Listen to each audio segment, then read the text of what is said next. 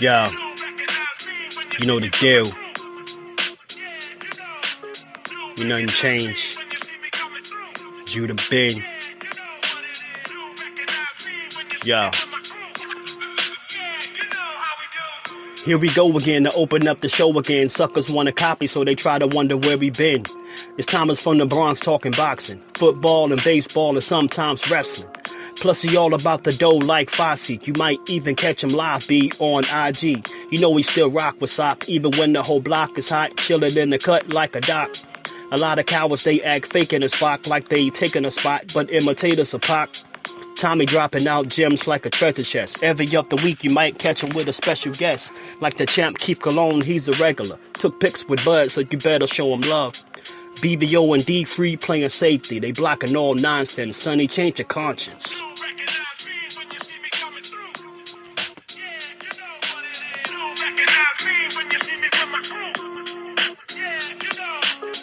Yeah.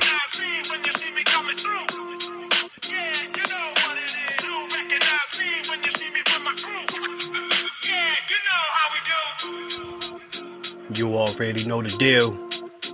Judah Ben. Tell a friend to tell a friend, son. Tommy from the Bronx. BVO, D-Free, Socrates in the spot. East St. Louis.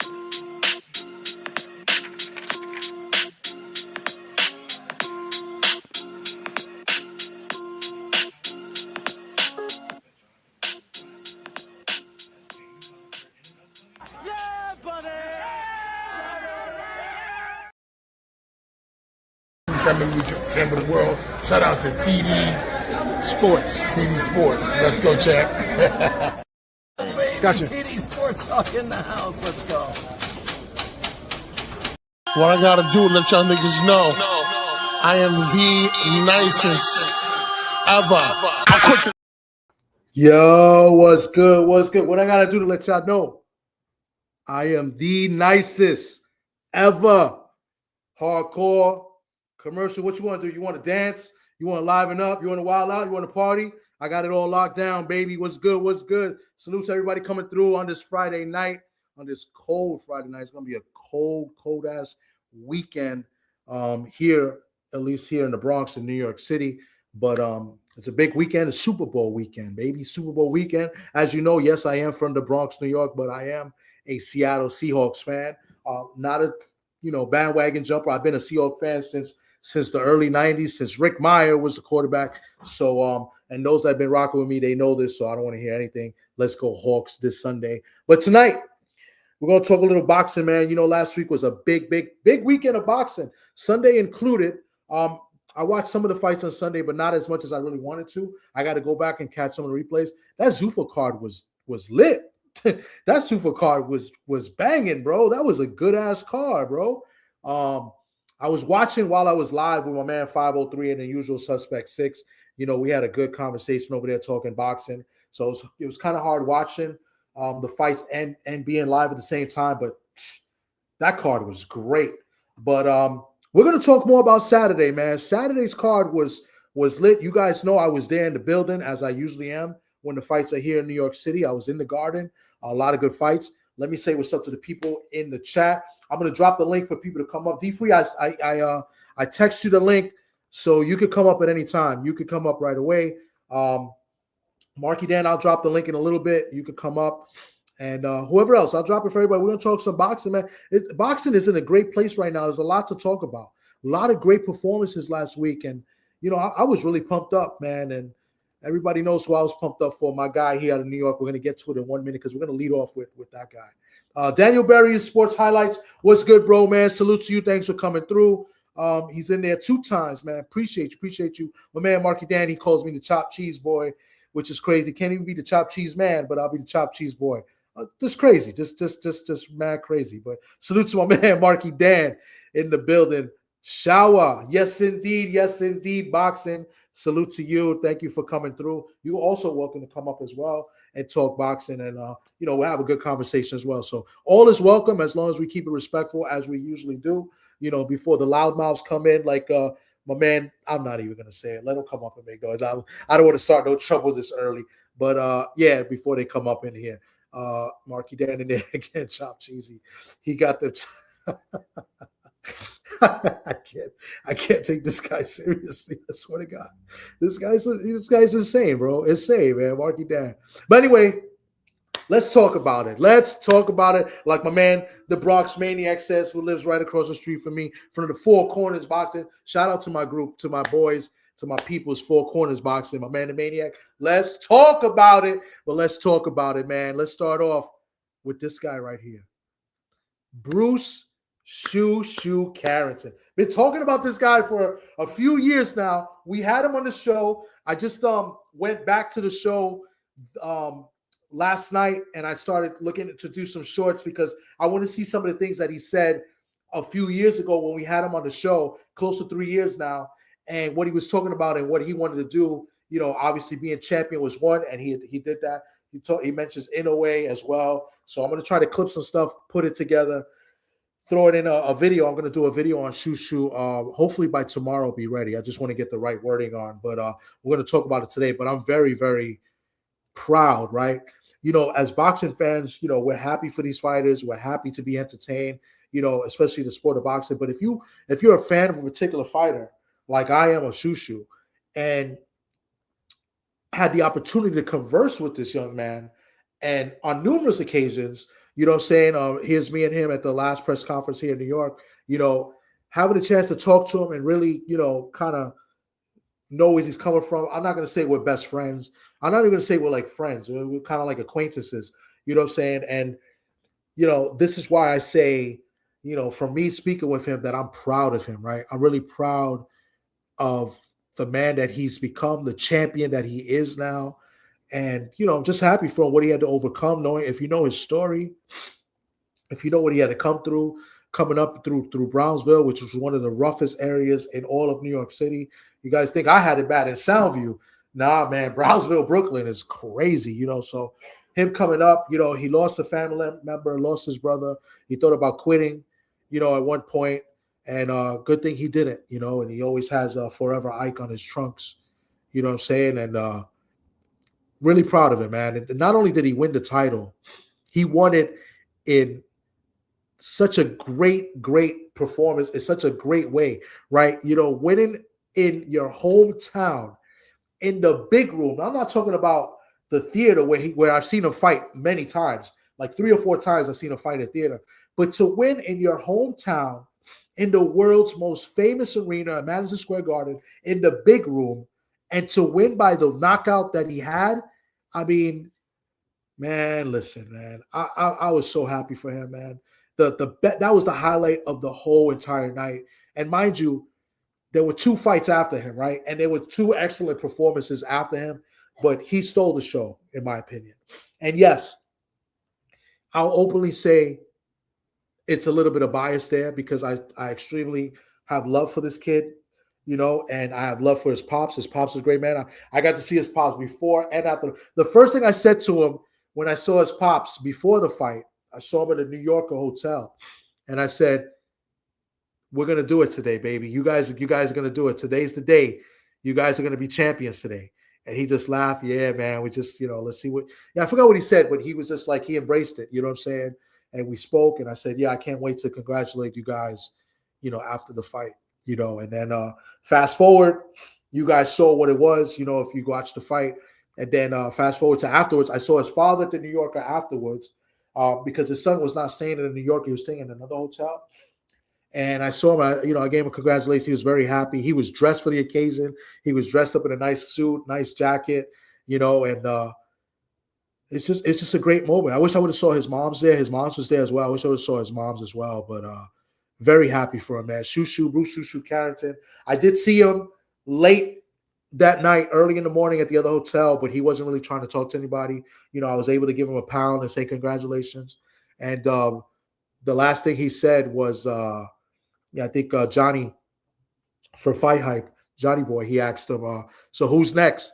And he yelled out Nick Ball, which I found a little bit weird because, you know, Nick Ball can lose tomorrow, right? Because Nick Ball has a fight against Figueroa and he can lose. So it's almost like he has his eyes on Nick Ball, and it's almost like he feels that Nick Ball's going to win, because I don't think he would say that not knowing he has a fight, but, who knows? That's why I kind of found it weird. But that's what he yelled out. And listen, when I went back and saw the videos last night, not the videos, the video and the clips, he talks about how he wants to fight the best.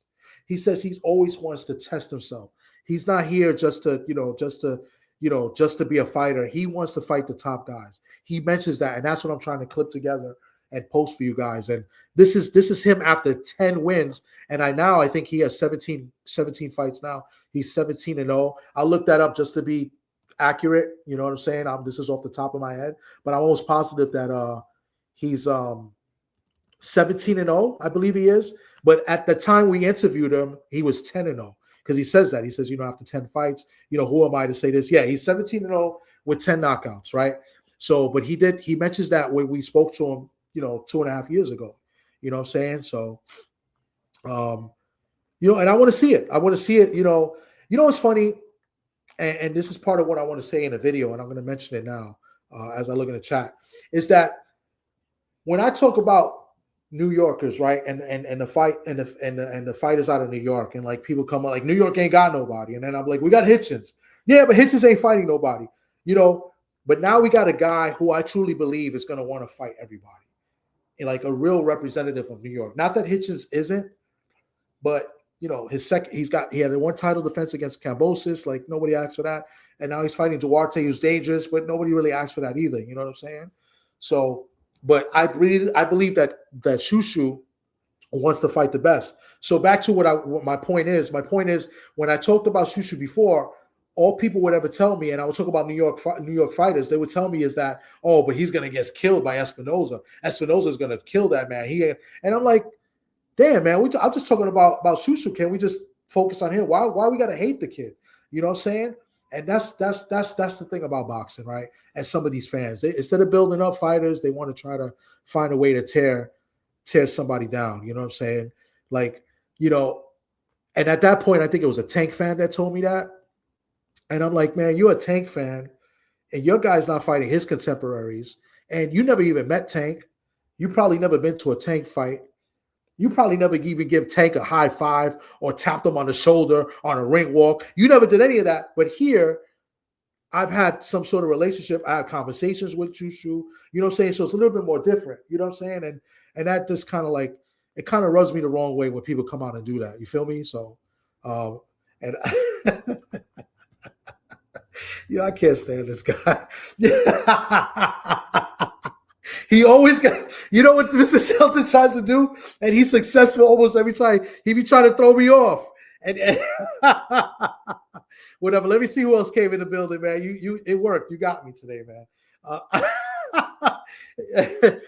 right, I'm crying a little bit because I don't like that shit, bro. So yeah, all right. And it's okay to cry. Fuck that. K-Rod in the building, man. Salute to you, K-Rod. No talking, I'm driving, just listen. All right, child, I got you. Shelton hating as usual. Shut that soft ass shit up. Slide Encounter, salute to you. Thanks for coming through. He says, I like to see Carrington versus Zagawa rematch. Yeah, I would like to see it too. I think he had a fight last week, or he has a fight coming up. But that's the African kid that people said that he struggled against. I thought he boxed well in that fight. He couldn't hurt the guy. I was there at that fight, and he landed some big shots on him, but the guy wasn't going anywhere. That fight, his brother was at the fight screaming, and I don't know how it came off on TV. If you could hear his brother screaming crazy in that fight, it was pretty funny. But yeah, Mr. Shelton, you're a hater, man. Salute to you too, Sizzle, man. Salute to you. Hope all is well. But yeah, I'm gonna drop the link. But I wanted to definitely talk about Shu Shu first. We got other two fights I want to talk about. Also want to talk about Xander Zayas, and we can talk a little bit about Josh Kelly winning the title too. We had three new champions, right? Even though they were champions before, but new title holders. So Shu Shu was the first, right? Shu Shu became the featherweight champion at WBC. Then we had four, right? So we had Shu Shu. We had Josh Kelly become a new champion. He became the IBF Super Welterweight champion. We had, I I'm forgetting Xander Zayas, who's already a champion, but he just won the WBA super welterweight champion to become unified, so therefore becoming a new champion, right? He was already the WBO, but he won a new belt. So in my book, that's he won a new belt, new champion. And then he had Shakur Stevenson, who was a champion already at 135, who, by the way, they stripped him, which is total complete bullshit by the WBC. But he became the new ring and WBO super lightweight champion. So 4 new champions this past Saturday. So I'm going to drop the link. We're going to talk about it. We're going to talk about the performances. And then we'll talk about where we like to see these fighters move on from there. And then if you want to talk a little bit of Zuffa, you want to talk a little bit of Nick Ball, we all, we let's talk about it. Let's do it. You know what I'm saying? So let me drop the link real quick. But I definitely want to get on first and give Shu Shu his props because that's my guy. And he's a real champion out of New York. Unlike Hitchens, who I like Hitchens a lot. I think Hitchens is great. But I just want to see Hitchens fight somebody. You know what I'm saying? And I know for a fact if Hitchens fights somebody, he's going to win. I think Hitchens is that good. But, you got to prove it to me. You know what I'm saying? So now New York City has 2 world champions right now. There is the link. And I can't with this guy. This guy's freaking – yo, Mr. Shelton, something wrong with you, bro. The hangout spot, Johnny, man, what's good with you, bro, man? Salute to you, man. Thanks for coming through. And K-Rod says, I'm happy Xander got the unified titles. He deserved it. Yeah, and I'm happy that Xander is still looking to fight the top guys. He's already talking about Josh Kelly, even though Josh Kelly's Bakram is going to file for a rematch with Josh Kelly because one of the judges in that fight scored the last round 10-10, and that was a round that Bakram clearly won. And if he scores that round the right way, we would have a majority draw, and Bakram will still be the champion. So they're protesting the fight. I don't think they're going to win the protest because you hardly see protests being won in boxing. It hardly ever happens. But they'll probably will enforce a rematch. So there goes that, and there goes a possible another unification bout for Xander, and there goes the possible chance of Boots maybe fighting for the IBF. So let's see what happens, man. I would like to see Boots fight Xander, or the other way around, Xander fight Boots.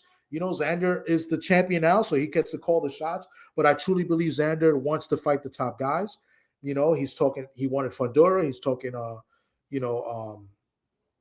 What's this guy's name? Virgil. He's talking Virgil. There is a rumor too that I saw earlier that supposedly Virgil's manager, something about that there is a contract out there that's pretty much agreed upon where Virgil and Boots are going to meet up. I don't know how true that is because nothing has really been shown yet, but that's just something I've seen on Instagram. But real quick, my man K-Rod pulled up on me, and my man D-Freeze in the building. Salute to you guys. Salute K-Rod.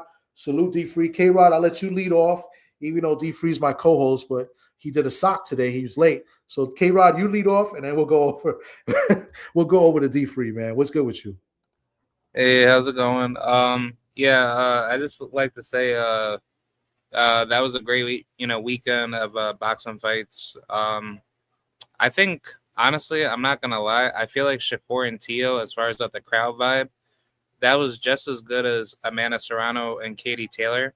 But I think the reason why that felt good was because Turkey, he played it very smart to bring the ring the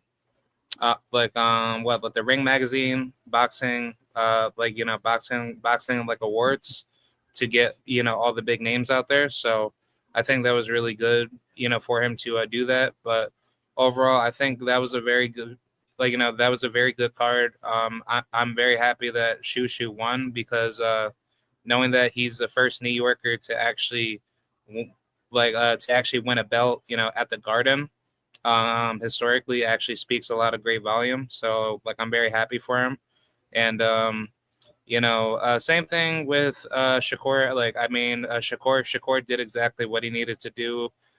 He read Teofimo Lopez like a book, and but the fight was just like a one-way street to a easy victory. And I was also gonna say for Xander, he did really great. I think Abbas Barral, he gave him his toughest challenge that he was able to adaptively break him down. in a calculated manner. I think Xander Zayas has proven himself to be a hardworking fighter that got everything correctly, and I think he deserves to be number one at 154. And I would like to see him go for undisputed. And I think he's just a dog, man. He's just an absolute monster. And as far as Zuffa boxing, that was a really great card. Jose Valenzuela went to war with that Mexican dude, Diego Torres. He's a pretty good fighter. Like, I actually like watching him a lot. And the rest of the fighters that fought on that card, it was just all action-packed fights. So, I mean, overall, I think boxing won, and I think, if this could keep up, maybe that'll go back to the old roots. But I would hope that can be more consistent heading into the future. So that's my take. Nice, man. That was good. I like that take, and you was on it. You're on it all with everything. We're gonna go a little bit more into detail after D Free cooks. What's good, D Free, man? You ready for the Super Bowl? I know we're talking boxing, but I got to throw that in there. Yeah, Benita Ball. Yeah. I'm ready for the Super Bowl, but like K. Ross said, it was a great weekend of boxing.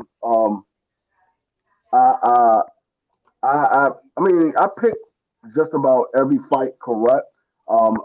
It wasn't the correct outcome in every fight, but I picked about every fight correct. I thought that Shu Shu was going to make a statement because he was fighting for his first title and he was in his hometown, or should I say home state. And like K. Ross said, he became the first guy to win a title in Madison Square Garden.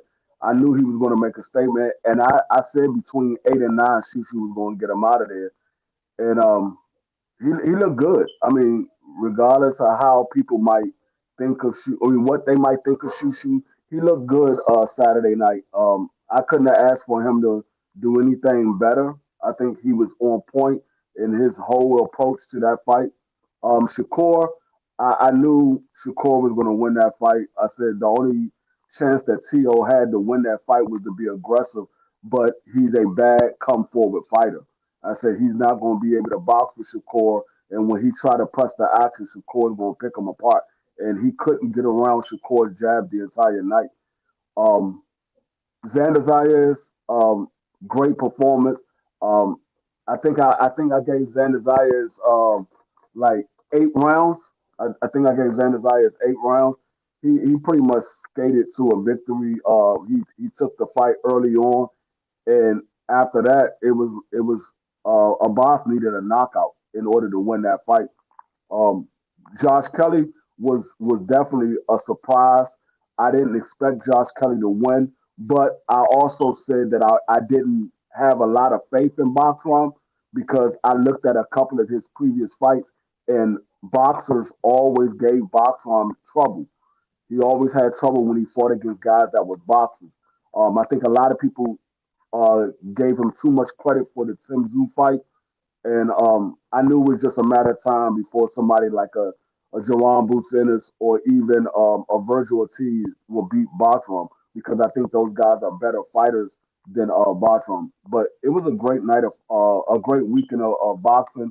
I had a blast. I wasn't upset about anything. Keyshawn Davis put on a hell of a performance. He beat Jermaine Ortiz the entire fight. I didn't give Jermaine Ortiz a single round. Jermaine Ortiz almost made it out of there without getting knocked out. It was 11 seconds left on the clock when the referee waved it off. So he almost made it out of there, but uh, Keyshawn did what he was supposed to do. He did what he said he was going to do. He was going to stop him. He was going to be the first person to stop him, and he did that. Um, I want to see what they do next. I know he called out Devin Haney, but I think it's some smoke at 140 for Keyshawn and Shakur. Um, you chasing Devin Haney. I don't think Keyshawn is ready for Devin Haney. Shakur, I think it'll be a chess match, but I don't think Keyshawn is ready for Devin Haney. Okay, I mean, you've been spot on the whole time, both of you guys. I agree with both of you guys on everything you guys said. We'll go into more detail each one. I'm going to lead off with the first fight, the first championship fight of Saturday. and that was the Bakram versus Josh Kelly. I thought that was a good fight. I thought Josh Kelly had a great game plan in that fight, and he was in the right country to do it, in the right stadium, and to run that game plan. I think he boxed well, especially I want to say the first 7 rounds, and he dropped Bakram with a jab. Right, he was a little bit off balance, but it did sting. I think he was buzzed. He caught Bakram's attention, so it wasn't really like a flash knockdown. It was a good shot, off a jab. You know what I'm saying? He buzzed him a little bit. I thought Josh Kelly deserved the victory, but I also thought Bakram came back strong, and I wouldn't have been mad if it was a draw as well. And the second half of the fight, I think Josh Kelly, he got a little bit tired and gassed. And he did a lot more running. Because in the first 7, he was throwing punches while moving, around because he was moving the whole fight. But I think he tired down a little bit in the second half. Bakram got to him in that 9th round, dropped him. I thought he was going to close the show, but wisely, Kelly held on. He was holding on a lot. He was clinching a lot in those later rounds, and I have to call it for what I see it. He ran a lot of those last few rounds.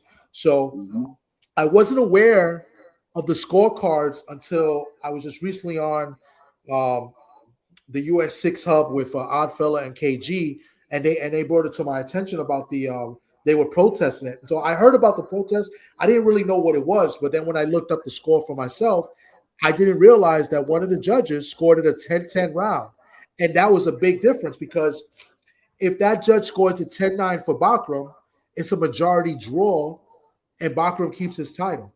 Right, but instead he wins a majority decision, 114-113.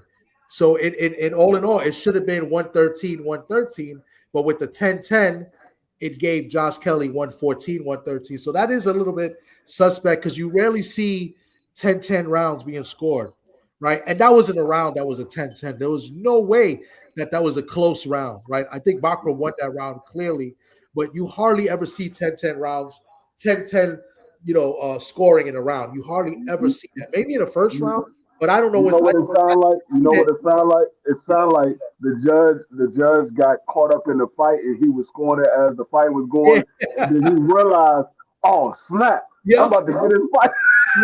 Yeah, that's exactly what it was. I didn't check to see where he was from because I got to see where these judges are from. But that judge, and then obviously the other 2 judges scored it the way it was. One judge had it a draw. One judge had it for Kelly. So that made a big difference because then only one judge would have had it for Kelly, but the other 2 a draw.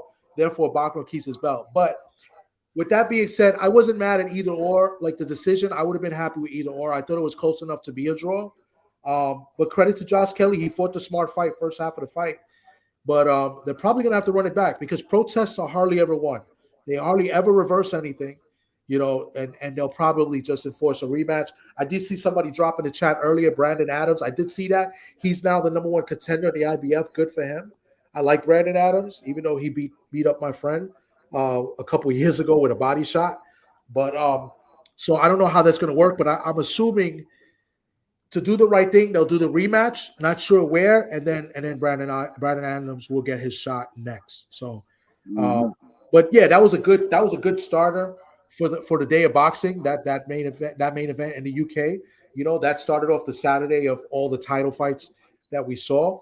But yeah, I thought it was a good fight. I was happy with either verdict. It's kind of suspect on that judge, but I'm gonna hear what K-Rod and D-Free, what you got to say. K-Rod, you go first.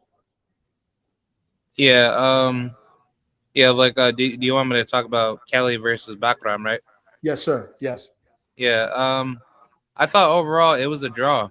I just I wasn't thinking Kelly really pulled it off like that, knowing that Bakram, he had more of the momentum coming into the later rounds. So I think Kelly, he needs to run that back because it's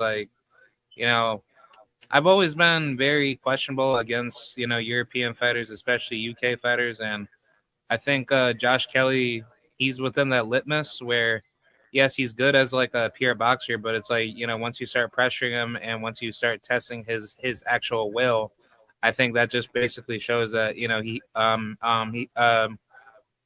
has a lot more flaws that he should have worked on a lot earlier, and I think Bakram, he should have capitalized it a lot more for him to secure a stronger victory because, if he had a little bit more technicality in his skill, he would have knocked out Kelly. But knowing that Kelly was able to survive for the full distance, I think Kelly was only able to barely win simply based off of, what you had said about like the 10-10 scoring round. So I think, him and Kelly definitely need a fight, again in a rematch. Mm. Yeah. I listen. I think you're spot on. I'm in agreement of that. A draw would have been fine. I thought a draw would have been suffice, but I don't think he did. I think he did enough to take the title away. Sometimes they say that you got to beat the champion to take the title away. I think he did do enough, but I wouldn't have been mad if it was a draw. Because like I said, the first half of the fight, Kelly did fight smart. Listen, inactivity matters. Bachman being out of the ring so long, that had to take effect on him as well. You know what I'm saying? He didn't really get cooking until like the 7th, 8th round. You know what I'm saying? So, but go ahead, D Free. Yeah. Yeah. Going back looking at that fight, I didn't watch it a second time. I just watched it that night that it came on. But me remembering the fight, I think Botrom, uh, he came on a little too late. If he would have started a round or two earlier, how he ended the fight, I think he would have pulled out the victory because, like you said, Josh Kelly, he really didn't have nothing left towards the end of that fight. He was holding on. He was doing a lot of moving and not really throwing punches. He was trying to stay away because Bartram started going in for the knockout because I think somebody in the corner said he might need a knockout. So it looked like he was going for the knockout. Um, but I think he came on just a little too late. Um, but I wouldn't mind seeing it again. I don't think Josh Kelly keep his belt too much longer, um, unless they give him like some showcase fights or some cakewalks just to prance him around as the new champion. But I don't think he keep his belt too much longer because he's a fighter that can box against guys that can't move their feet. If you put him in there with somebody else that can box, Josh Kelly is not that great as a boxer. He's good against somebody that don't move their feet, but with another boxer, he's not that good. Um, so if you get him in there with a guy like uh, Xander Zayas or Jerron Bucinis or Virgil Ortiz, or even if you get him in there with a guy like Abbas, I think Abbas will beat Josh Kelly. I don't think he keep his belt too much longer. Brandon Adams might even beat him. So I don't think he keep his belt too much longer. I think maybe one or two fights, and then Josh Kelly going to end up getting beat, and somebody else going to be the new champion. Okay. I think they're gonna have the rematch next. I think they're gonna force the rematch, unless they give Brandon Adams a shot. I mean, which would be cool, but let's see how it plays out. Obviously they're gonna go through this protest, and like I said, protests usually never go through. They hardly ever work. My man Bruce Gas in the building. He says he thought it was a draw. Kelly got the home advantage. Yeah, I think he got the home advantage too. I agree with that. The crowd definitely was rooting him on, and that helps. That probably influenced the judges a little bit, in some of those rounds, but yeah, he definitely ran. And I don't like to say that, man. I don't like to say he ran, but it was obvious he was running in like the 8th, 9th, 10th, 11th, 12th, and he was doing a lot of clinching. I was saying the same thing. Even my wife was saying it too. She was like, "Yo, what is he doing? He's running." And I was like, she doesn't really know. It's like, casual, not even a casual. You know what I'm saying? I don't like to say that, but he definitely did. You know what I'm saying? He was smart in the first half. He did do a little bit of running in the first half, but at least he was throwing punches. But yeah, man, I agree with that 1,000%. But nevertheless, it was a good, entertaining fight. We saw the monster get dropped, right? Because everybody's saying that Bachman was the big monster, and he got dropped, a legit shot too. So credit to both fighters.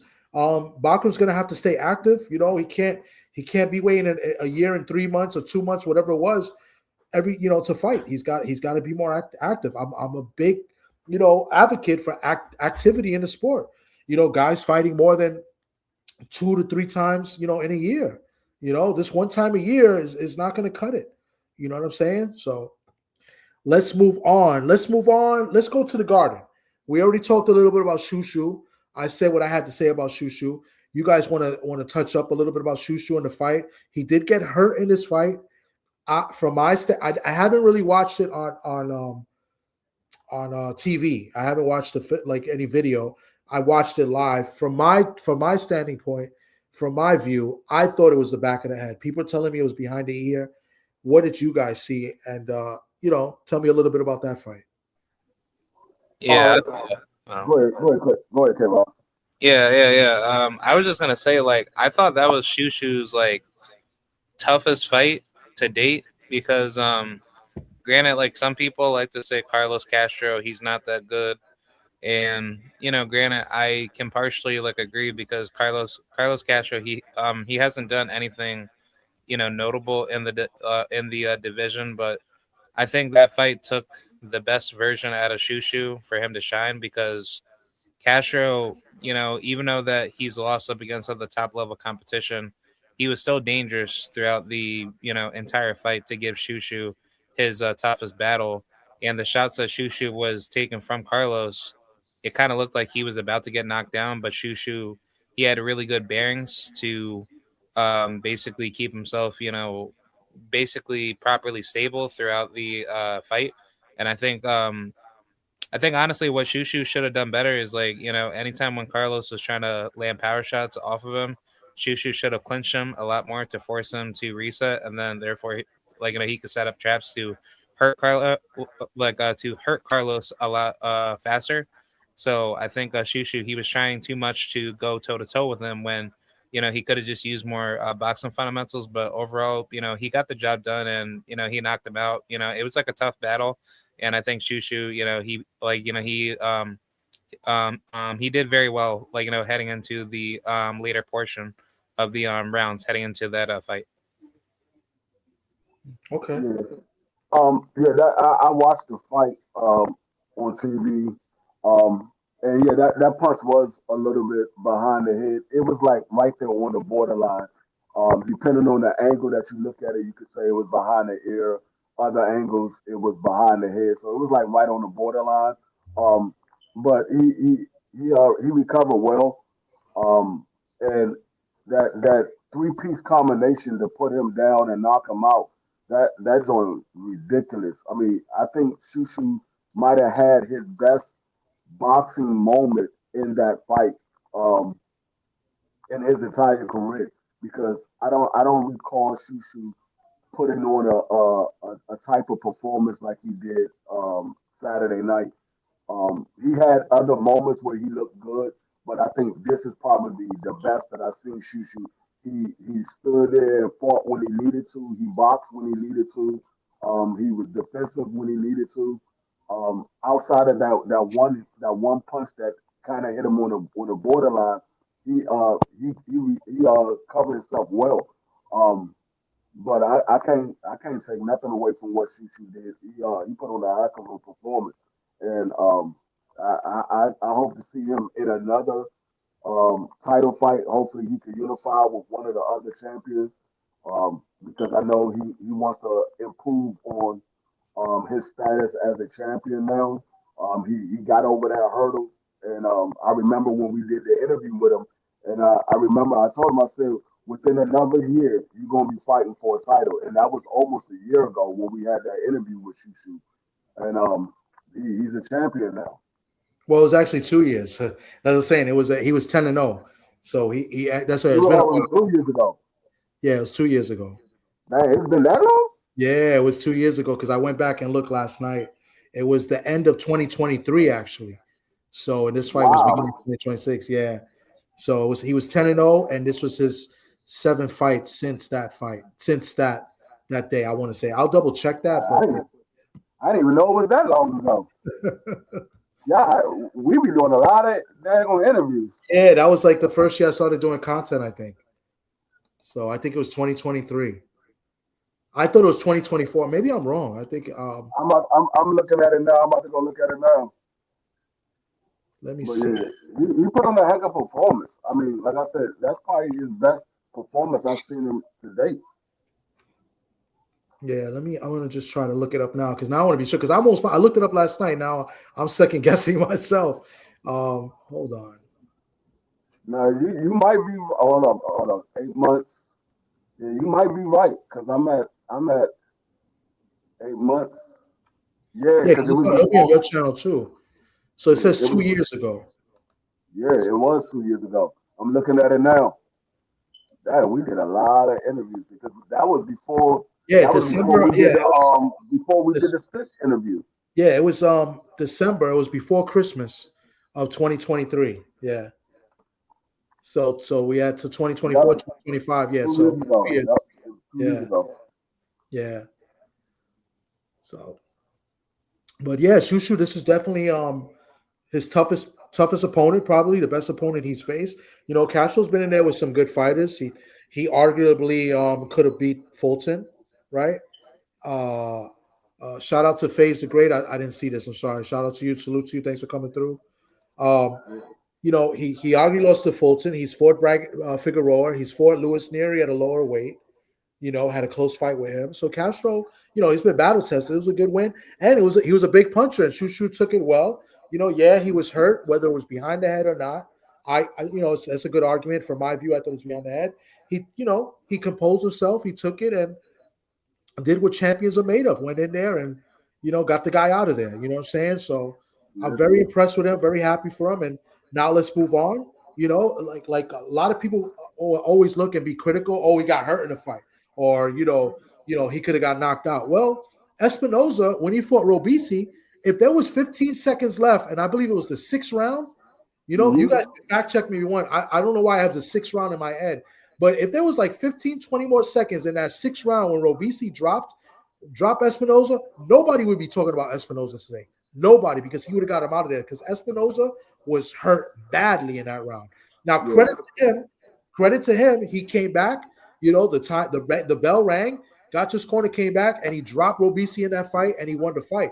So much credit to him. But people, you don't hear people talking bad about Espinoza. All they're talking about is how tall he is and that he'll beat everybody.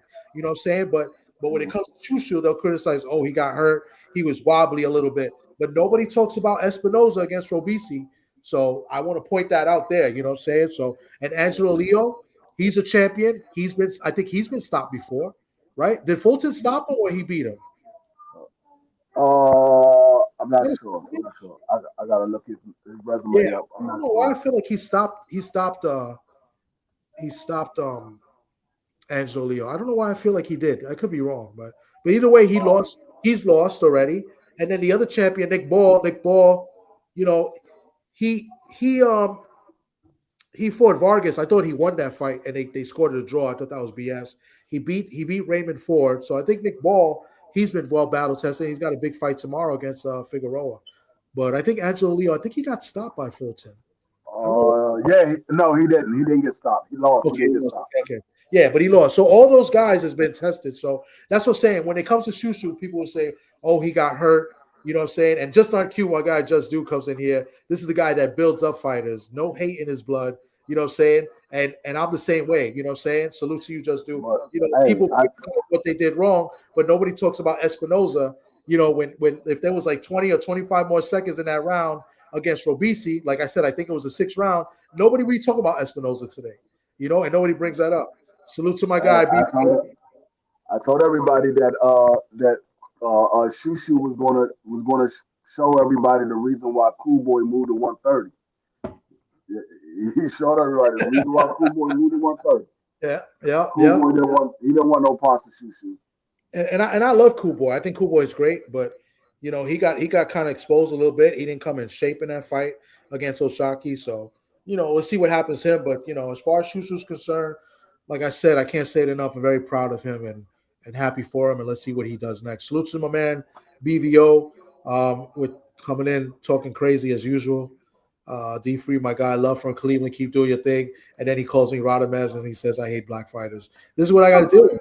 This is what I got to deal with BVO. It's crazy. I wish somebody was. This is unbelievable. Let's move on to the next fight. We'll go to the next fight in that card. We'll go to Keyshawn Davis against Jermaine Ortiz. I thought that was an excellent performance by Keyshawn Davis. Salute to my man Champ Ross. I did my picks, bro. I did my picks. I just want you to know that. Just Two says Shu Shu got hurt and worked through it and dug deep and got the picture perfect KO in spectacular fashion. He showed grit and dog when he faced adversity. That will make Shu Shu a lot better in the future. I 1,000% agree. And that's what I'm saying. The way you just worded that and said it was perfect. But you'll have other people just talk about how he was hurt and nothing else. Crazy. That's crazy. This is what boxing fans or quote unquote boxing fans do. You know what I'm saying? But the way you just said it was perfect. Um, he says, yes, sir. He would, yeah, because I'll be forgetting, man. But let's go. It's Keyshawn Davis and Jermaine Ortiz. This Jermaine Ortiz, we've seen him in there, battle tested before. Some people thought he beat Loma. Some people thought the fight with Loma was a draw. Some people said he beat Tio. Some people might have said it was a draw. Some people say he didn't do enough, but he exposed Tio a little bit. At the end of the day, Jermaine Ortiz has been battle tested, and he showed that he's a real good fighter, and he belongs at the level that he's on. But when it came to Keyshawn, people were questioning, like, this is the best guy he's ever fought. He's not really fought anybody. He's the toughest guy in his opponent, toughest guy he's ever faced as a professional. And in my opinion, because you guys are going to speak next, Keyshawn made it look easy. I thought he was really sharp. I mean, I have to use the word sharp because in the opening rounds, I thought his punch placement was beautiful from my view. Now, you guys had a better view on TV from my view, and I had good seats. I wasn't up in the boondocks watching on TV. I was on the floor, right? But nonetheless, I was still distance from the ring. From my view, I thought Keyshawn looked phenomenal, and he made Jermaine Ortiz look kind of amateurish. Jermaine Ortiz was game in that fight. Don't get me wrong, but he broke. I mean, if you want to ever see a guy break another fighter down, what Keyshawn did to Jermaine Ortiz was break him down surgically. I mean, it was beautiful. I mean, if you look at his face, he killed, I think, his left eye. He bruised it, nearly closed it, and then he came down to the body, hurt him to the body, dropped him, finished him in the 12th. Whether or not they should have stopped the fight or not, at the end of the day, he broke Jermaine Ortiz down. He made it look easy. And look who just came in. I'm gonna use his words. Keyshawn Davis is a dog, right? And this is what my man 903 be saying. Keyshawn Davis is a dog, bro.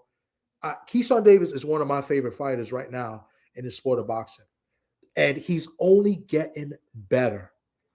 So the only bad thing he did, I didn't like the call out of Devin Haney, because if he's not really going to take the fight, I didn't like that. I think it makes him look a little bit bad. But as far as performances, as far as skills, as far as his talent, it's there. He's one of them guys, bro. So I'll just land the plane there. Salute to my man 903 Boxing. He says Keyshawn D, very underrated. Very underrated. You know what I'm saying? I think Keyshawn gets hit because he wants to get hit sometimes, right? Because he wants to engage with you sometimes. That's the dog in him, right? But it's very underrated. I definitely agree with this. D-Free, you lead off first, then we'll go to K-Rod. D-Free, what did you think of Keyshawn's performance against you? He put on a great performance. I was scoring the fight. I didn't give Ortiz a single round. Keyshawn Davis won every single round of that entire fight. I think Keyshawn started stepping up the activity when he realized that Jermaine Ortiz couldn't hurt him. Jermaine Ortiz wasn't sitting down on his punches. He was more so trying to stay away from Keyshawn Davis' punches. And once Keyshawn realized that, he started stepping up the action and trying to get him out of there. And he was able to succeed in the 12th round. But nah, he put on a heck of a performance. That was by far his best opponent of his career. I mean, you look at the opponents that Keyshawn Davis fought. I don't think any of those opponents beat Jermaine Ortiz. But Keyshawn Davis, he stepped his game up Saturday night, and he looked like he had something to prove. We all know what happened last year, almost a year from well, it'll be a year come next week of what happened, and he wasn't able to have that fight. And he made a statement. He was like he's back, and he wanted everybody to know that he's back. Is he going to go to 47? I don't know. I think there's a lot of smoke for him at 140. You have Antoine there. You have Matias. I don't know what's going to happen with Tio. Um, you have a couple of other guys that's right there at 40 that he can get. Um, so I don't know what he's going to do. Is if he goes to 47, is smoke there too? I don't know. I don't know where he goes because he's calling out Devin. Now, like I said, I don't think he's ready for the Devin fight just yet. But if he wants to get in there, by all means, get in there. I'm not holding nobody's hand. I'm not nobody's father that's in the sport of boxing. So if he wants to get in there, by all means, get in there. I just don't think he's ready for a Devin Haney right now. I think it will be a great fight. I think it will be an action-packed fight, but I think he's just a little too unexperienced. I mean, too inexperienced for Devin Haney. I think Keyshawn Davis versus Rolly Romero. I think that will be an exciting fight. I think Keyshawn Davis versus Ryan Garcia will be an exciting fight. I think those two fights are winnable fights for Keyshawn Davis. I just don't think that Devin Haney is a winnable fight for him right now. He could win. I just don't think he will right now. Okay. Before we get to K-Rod, let me get 903 Boxing says, I don't know. Albright might be his best opponent. I don't know. It's close. Ortiz definitely for a better I mean, that's fair. That's a fair statement. Albright is nice. And Albright's got a tough fight too. I mean, he's gonna fight Frank Martin, I believe. He got Frank Martin on the 21st. That's a banger of a fight, man. I like Albright. Albright is nice. Albright is very tricky. He can box. I forgot he did fight Albright. I forgot. Yeah, Albright is a good opponent too. I forgot. Yeah, nobody mentions that. Yeah, that's a very good point. A lot of people forget that he fought Albright, and Albright is good, bro. That's a very good point, man. Thank you for that 903. Man, Keyshawn against anybody is good right now. I like Keyshawn. I don't think he's ready to move up and fight Devin just yet. Why rush it? But there's a lot of good fights to be made at 140. I don't know if you mentioned Hitchens. Hitchens is there. Dalton Smith is there. I like Dalton Smith. I don't think Dalton Smith beats Hitchens or Keyshawn, but I think he'll be competitive, and he'll make it an entertaining fight. You know what I'm saying? And I think eventually, it's crazy. I like Dalton Smith, and I think Dalton Smith is better than what people may think of him. But I think Keyshawn and Hitchens stops Dalton Smith. But that's just an opinion. But I think it's a good fight, on the eyes for us to see. But I'll move it over to K-Rod. You cook on this for a little bit, and then we'll move on. Yeah, I think overall Keyshawn Davis just annihilated Jermaine. I think Jermaine, he's a good fighter, but his flaws really caught up, to the best of him. And I think Keyshawn, he is a good fighter when he puts in the hard work, and it basically showcases it. I think as far as the Devin Haney fight, I'm not really against seeing Keyshawn in there with Devin. I think Keyshawn should probably get it in now, knowing that you did call Devin Haney out. So, you have to answer to that particular call out. And I think, that pressure should be pushed onto Keyshawn Davis if you're, actually serious about fighting Devin. So I think if Keyshawn Davis, if he wants to go into that direction, that should be the next fight. But if not, there's plenty of great fights at at 140 that Keyshawn can fight. Knowing that Shakur Stevenson, he will be quote unquote based off of what could possibly happen. Let's just say if Shakur goes back down to 135 and Keyshawn Davis fights for the WBO title, what could happen in this particular mix is that I wouldn't mind seeing Keyshawn Davis go ahead and probably fight for the vacant title and unify with any of the other champions like Dalton Smith, Richardson, Hitchens, and then like anybody else that's coming up, as of the next up and coming contender for the titles.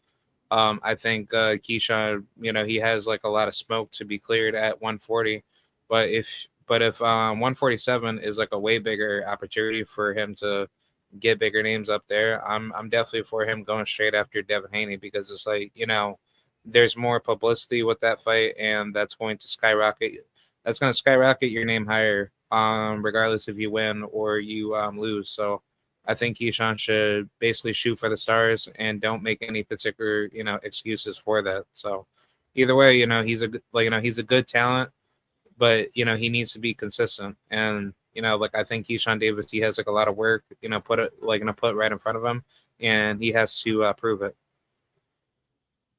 Okay, I think that's fair. I think that's fair. I think a little bit. I think you might be a little bit too critical on Keyshawn, but I think it's fair because he hasn't fought in a year, and he's going to have to get his activity up a little bit more. We know what he did. He was supposed to fight De Los Santos. That's a bad look. Yeah, on his career right there. Some people may say he didn't want to fight De Los Santos, and that's why he came in overweight. You know what I'm saying? And I think that's a fair statement as well. We'll never know what's in the mind of these fighters, and particularly we don't know what's in the mind of Keyshawn and what his mindset was. You know what I'm saying? Because there was a lot of good fights we made at 135. Now he's at 140. There's a lot of good fights we made at 140, and then you got the big dog, the money guy is at 147, which is Devin Haney. So. He's got a lot of options. I just don't like to call out if you're really not serious about it. But I'm going to pause real quick because you see my man 88 is a big-time hater. And I'm going to remember this. I'm going to remember this, bro. I'm going to remember this because when the Packers, and I think we're going to play the Packers next year. I can't wait to smoke the Packers next year, the Green Bay Packers. You're a Packers fan, right? Who underachieved this year. They lost to the Browns this year. You're a hater. You're going to root for the Patriots now against the Seahawks. That is hate, 88. I'm going to remember this. I got it clipped here for a reason. I'm going to hold on to this, bro. And then don't let me have a victory live this Sunday when we beat the Pats. Don't let me do it. And you better pull up too. You better pull up. You better pull up after we beat the Patriots. That's hate in your blood, bro. Unbelievable. Mad hate, bro. And look, there he goes. Unbelievable, bro. Not even D Free is hating on me like that, man. Unbelievable, man. Anyway, does Aaron Rodgers still play for the Packers, or no, he's gone. He was on the Steelers.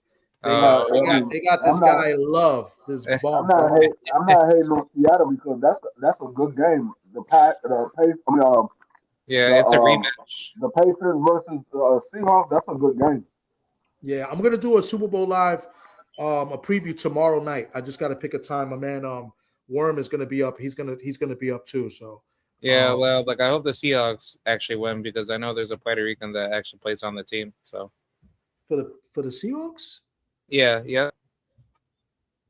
I actually have to go find him. The only Puerto Rican I know that plays is the running back for the Chiefs. He's Puerto Rican. He's from New Jersey. Really? Yeah, the running back. What's the running back name? D Free. I don't know. I can't get it. Protect. The running back for the Chiefs. He went to Rutgers from Jersey. Jesus, why I can't get this? Start with a P. I want to say Pacheco, but it's not Pacheco. Yeah. That's it. Oh, Pacheco. Yeah. Yeah, he's Puerto Rican. He's Puerto Rican from New Jersey. Yeah, the guy. The guy that I'm possibly talking about is Federico Marangas, right? Federico Marangas. Is that him? Yeah, he's Puerto Rican. I didn't know he's Puerto Rican. Yeah. Okay. Yeah. Let's go, man. Let's go. But let's get back to boxing. My man 903 says, I definitely want to see Keyshawn invest in the bodyboard. Yeah, I would love to too. That's 2 straight fights. He stopped the guy to the body. The vicious body work. So definitely would love to see that. But there's so many good fights at 140, bro. I know he's never going to fight Shakur. I would love to see it. Maybe they do fight later down the road. Maybe they got nobody else. And maybe they can meet up at 147. Maybe they might be supposed undefeated at that time. Even though if one of them face Hitchens, because I think Hitchens is an extreme wild card. I still want to see the Keyshawn versus Frank Martin at 140. I would love to see that too. That's a good fight. I mean, we're now with Frank Martin. He's with Buddy now, right? Yeah, he's with Buddy McGurk. So listen, man, Shit, that's 140 is crazy right now. You know, but let's see how he looks against Albright because Albright's not coming in to lay down. Albright could come ahead. I think Frank Mark's gonna stop Albright. I think he's gonna stop Albright. Ooh, wow. Okay, I got a ninth round stoppage. Okay. I mean, Frank Martin is there. You know, I like Hitchens a lot. I think Hitchens is the wild card because I think Hitchens can beat anybody there as well. We just got to, you know, see him in the big fights. Hitchens ain't beating nobody. We got your cousin in there. Gary ain't beating nobody. That man's scary. Wow. So let's do this. Let's do this. Is Gary Antoine beating the Japanese guy? Is he winning that fight? Of course he's winning. You're talking about is he winning that fight? I don't think he's gonna win. You see what I'm saying? That's not an easy fight. That guy's good. Yeah, Andy, he's a very care how good he is. He ain't better than Gary. Oh, you're setting yourself up. You're setting yourself up. You saying he's gonna win? I'm setting myself up to win some money. That's what I'm setting myself up to. Also, Gary, he's been out of the ring for what? Like almost he's been out of the ring for less than a year. He just won the title. No, it's been about a year. No shot. He just won the title against El Rayo. It wasn't a year. Was it like February or something? Yes, it was. Yeah, it was. Don't make me look this up. Yeah, I can look this up. This is easy. D Free, you're about to get roasted. He better beat that Japanese guy. I think he's half African too. Yeah. He's from Ghana. Yeah, he is. He fought March 1st. He fought on March. Yeah, so that's damn near. Yeah, that's damn near. First of all, I would never get roasted. Second of all, Gary is going to win the fight. I don't think so. Don't let Gary lose this fight, D Free, because we are going to roast you. Don't let it happen. The difference between me and the rest of y'all is I don't have a favorite fighter. If he loses, he loses. No, I know that. No, he's a dog. I've known you for how many years now? I know you don't have a favorite fighter. I know that's not you. If he loses, he loses. So how would I get roasted if he loses? That's family. So what? You trying to say your family never lost a fight? Oh, they lost plenty. Okay, so what are you talking about? All right, but you're making a statement that he's going to win. It's like you're not giving this guy any credit. It's like this is automatic. You're saying it's a layup. That's what you're saying. I didn't say it was a layup. I just said he's going to win. I didn't say it was a layup. I said he's going to win. Okay, it sounds like you said it was a layup. Hey, if you want, he might make it look like a layup, like he did at Rayo. He did make that fight like a layup. Yeah, he made that look easy. Okay, we'll see. I think that's a tough fight. Look, my man 903 agrees. He says Hiroka's a monster. I worry for Gary. Hey, let's see. He hasn't fought in almost a year. When is that fight? Hiroka. He hasn't fought in 2 years, but I mean, it's still Hiroka. When did Hiroka last fight? Like 2 years ago. Oh shit. Okay, so. And he fought the old man. He fought Barossa. He's my Barossa. Yeah, he fought the old man that Rolly fought. That Rolly was losing to. Okay. We'll see. I think it's a tough fight, but yeah, both guys been inactive. But yeah, see? Hey, we're gonna see. I think that's a good fight. But so basically you're saying, damn, when we went off topic because we didn't even get to the main event of the Garden, but you basically saying that Russell would beat Hitchens without a problem?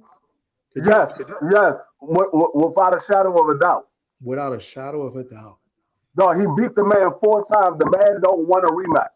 Lisa, let me get a pen. I want to write this down. What D Free just said. I want to. I want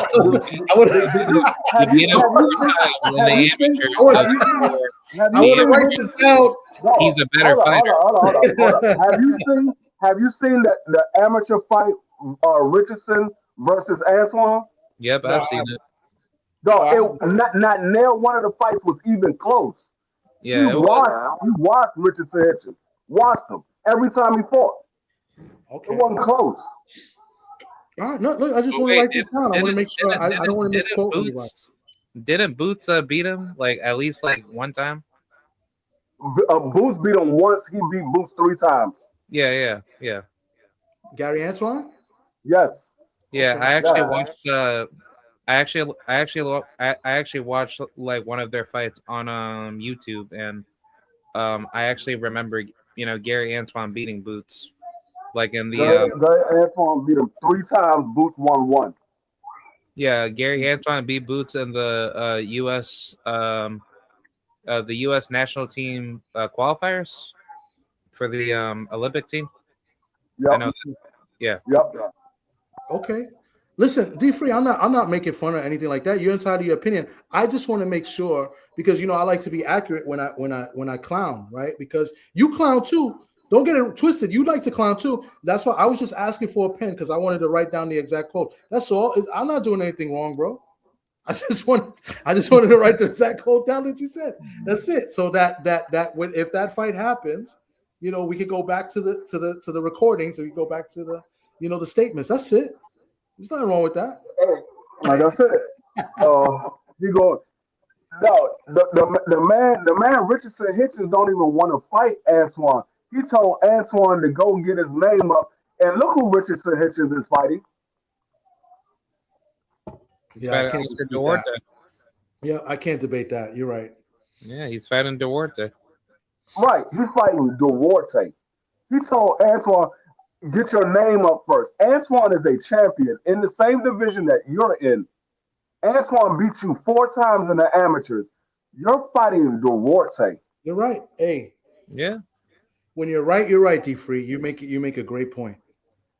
But wait, D Free, like I have like a question. Are you making like the claim to say Gary Antoine, he's not getting the opportunity as a champion, so therefore not being able to get the opportunity with Hitchens is simply being like ducked by him, directly from him, so therefore he's being frozen out?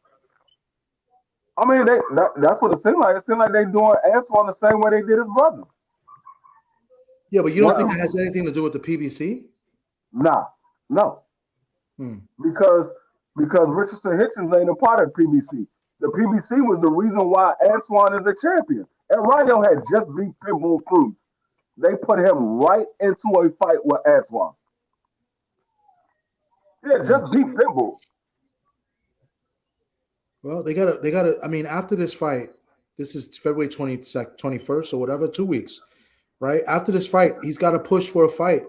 That he's not waiting a No, whole year. I This mean, is a year. how much more can he push for a fight? He done said all of y'all some pussies. Y'all don't want to fight. Y'all don't want to unify.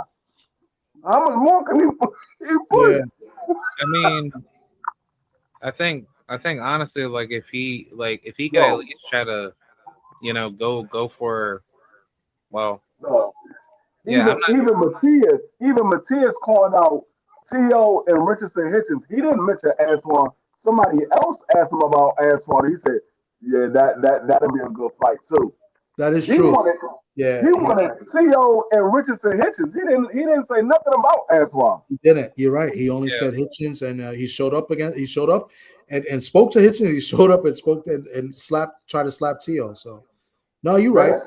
yeah. They don't want to fight Antoine. Antoine is getting the same treatment that his brother got. They see that if Antoine wouldn't have beat El Rayo the way he did, they probably would try to get into a fight with him. But Antoine showed that he's not just a come forward fighter. He can box as well, which I've been telling people for years. I'm saying that Antoine, I've told everybody Antoine can box. He just never had to. And he showed everybody I can box just as well. And now everybody like, oh, he got more wrinkles to his game. I didn't see that. No, you're right. I think he's a better version of his brother. I don't think he could box as good as his brother, but he definitely got more power. Yeah, it's just that, what the thing is like, if you're not getting like enough work at your particular division, i.e. 140, why not just move up to the next, weight class? So therefore you could get more money up there and bigger fights up there. Like, I just think like where it stands is like, yeah, like if nobody doesn't want to fight you at a division and you're sitting as a champion, just move up to the next weight class and just go right ahead and just get bigger money fights up there. But see, the thing is, him moving up to another weight class, I don't think. I mean, he probably can do it, but I don't think he's having problem making 140. I think. Yeah. I mean, if he even said I can go down to 135. I don't think he's having a problem making 140. Look how long his brother stayed at 126.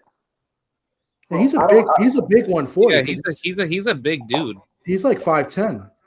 Yeah, Yeah, he's well, he's not quite 5'10". They say he is. He's about 5'8", but they say he's 5'8". 5'10". Okay. Yeah, he's about 5'8", but they say he's 5'10". He's I taller than feel he's I'm taller than 5'10". Junior. 6 feet. Yeah, He's taller than Junior, right? Huh? He's taller than Gary Jr., right? You say he do what? He's taller than Gary Jr., right? Yeah, Yeah, he's definitely taller. I've met Gary Jr.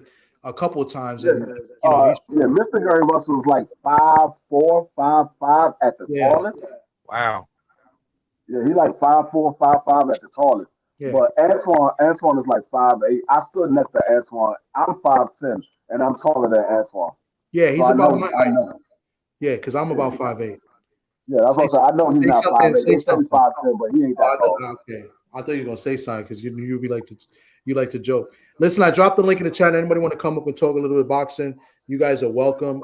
We got a couple more fights to mention, and then we'll freestyle a little bit before we get out of here. I salute everybody that came through and show love today. I appreciate y'all. Y'all, like I said, y'all want to come up and talk Let's get to my boy. to the main event. Yeah. Let's get to the My main boy. event. The 140 WBO championship. No. Yeah, That's not my boy. That's not my boy. Well, who you want to talk about? Because that's My boy is Xander Zayas.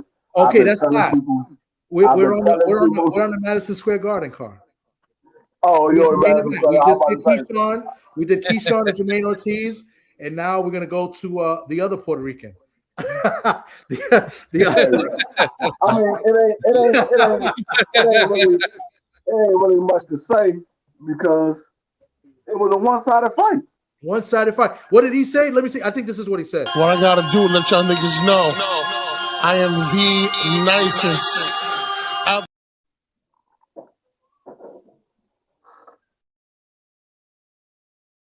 Ever. Shakur, baby. The nicest ever. Great performance. A lot of people have been seeing like kind of, saying that that's what he was supposed to do. Yeah, I think that's what he was supposed to do because Teal's been exposed before, but nobody's beaten Teal's ass the way Shakur beat his ass this past Saturday in what many people would kind of consider, in quotes, I'll put the quotes up, his hometown a fight, even though, he was kind of raised in Florida, but, he claims Brooklyn, but this fight was in New York City. And Shakur, masterclass performance. The jab was phenomenal. He kept the jab in his face pretty much all night. He had this guy, dancing from the ring entrance, right? Because the ring entrance was the best performance that Tio had the whole night, right? That was a great performance, that ring entrance. That ring walk was great. He had him dancing in the fight, switching to southpaw a few times, which is like, what are you doing? You know what I'm saying? I mean, Shakur, even in the 10th, 11th, and 12th round, in the championship rounds, Shakur didn't let up. It's like he was trying to stop him.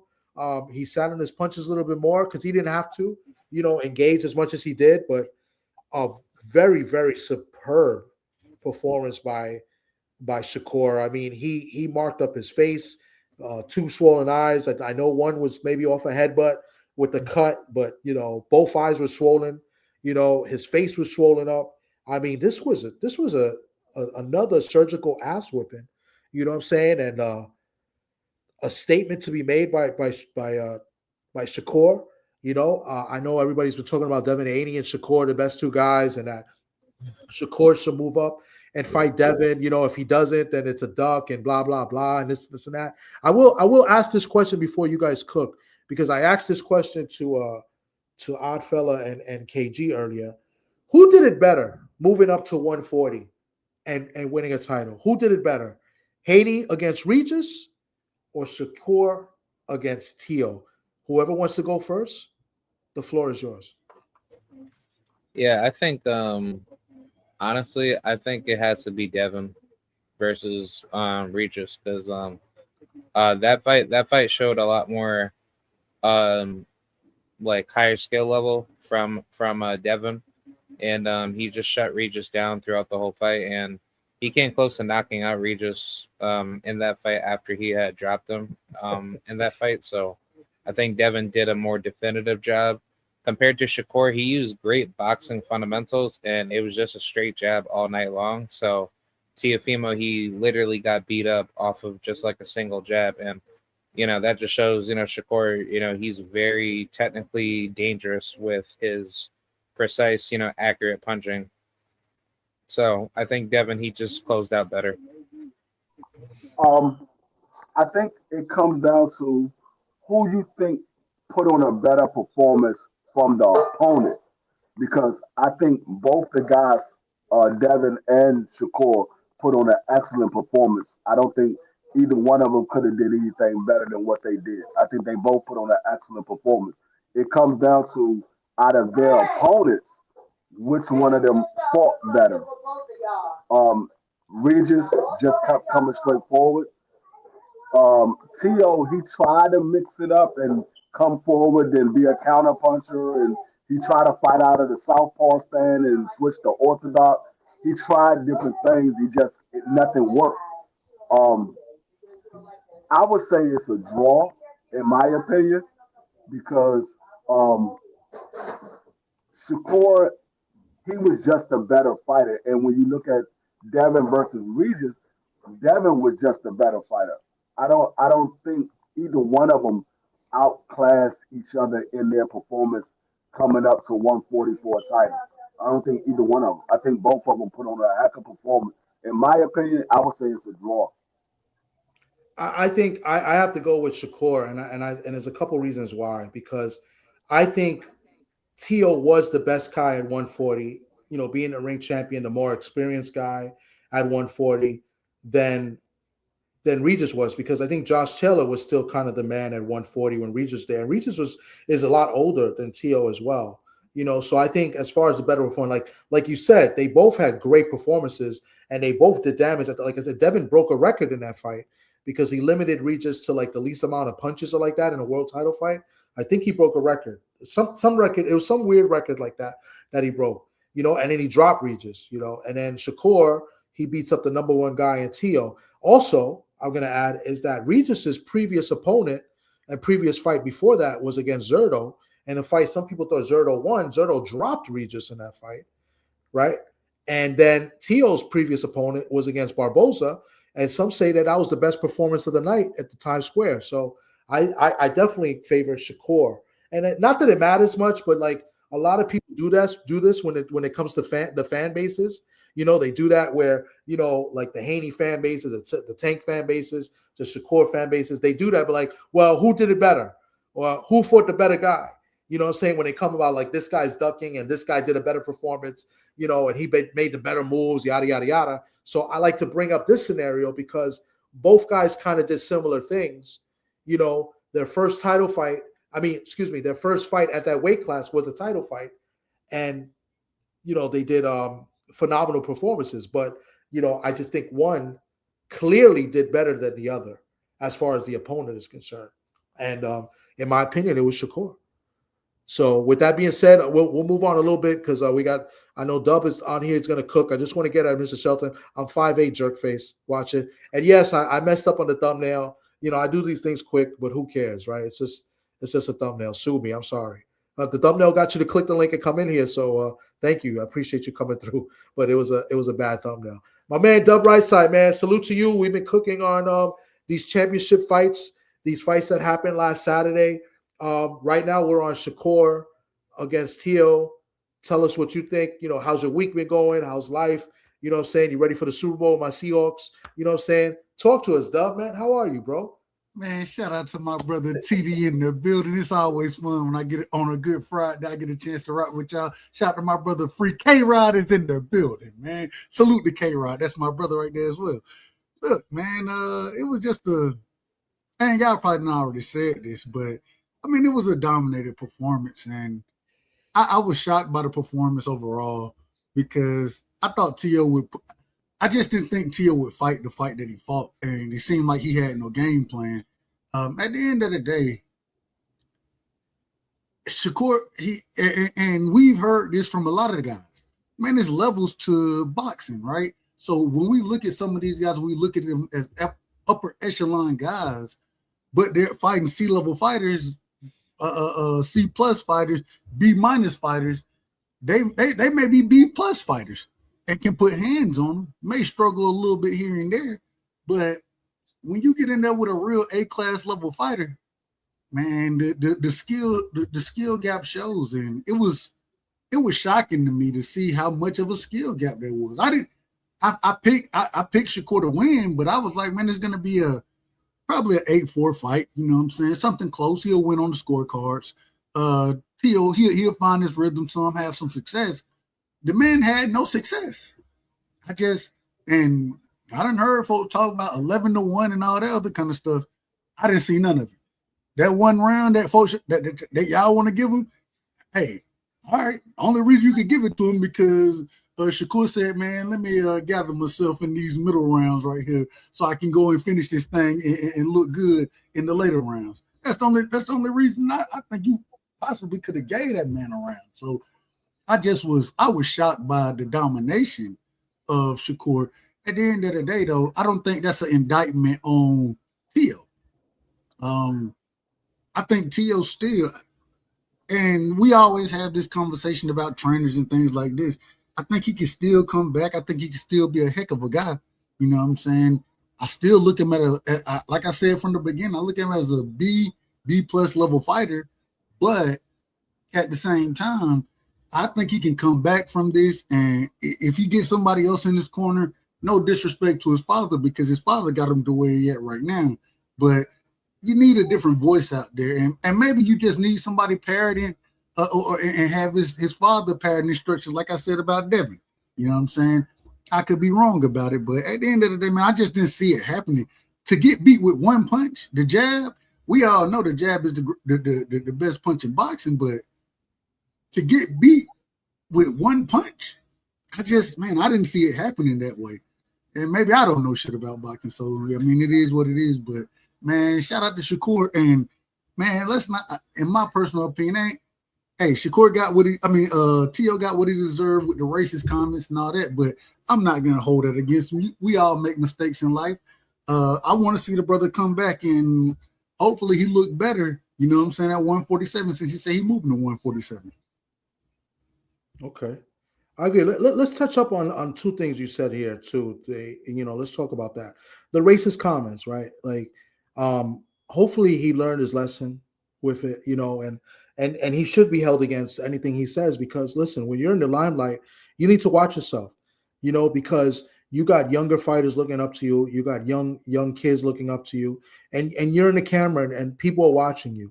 You need to watch what you say, whether you're serious or whether you're joking. So you got to be held accountable for the shit you say.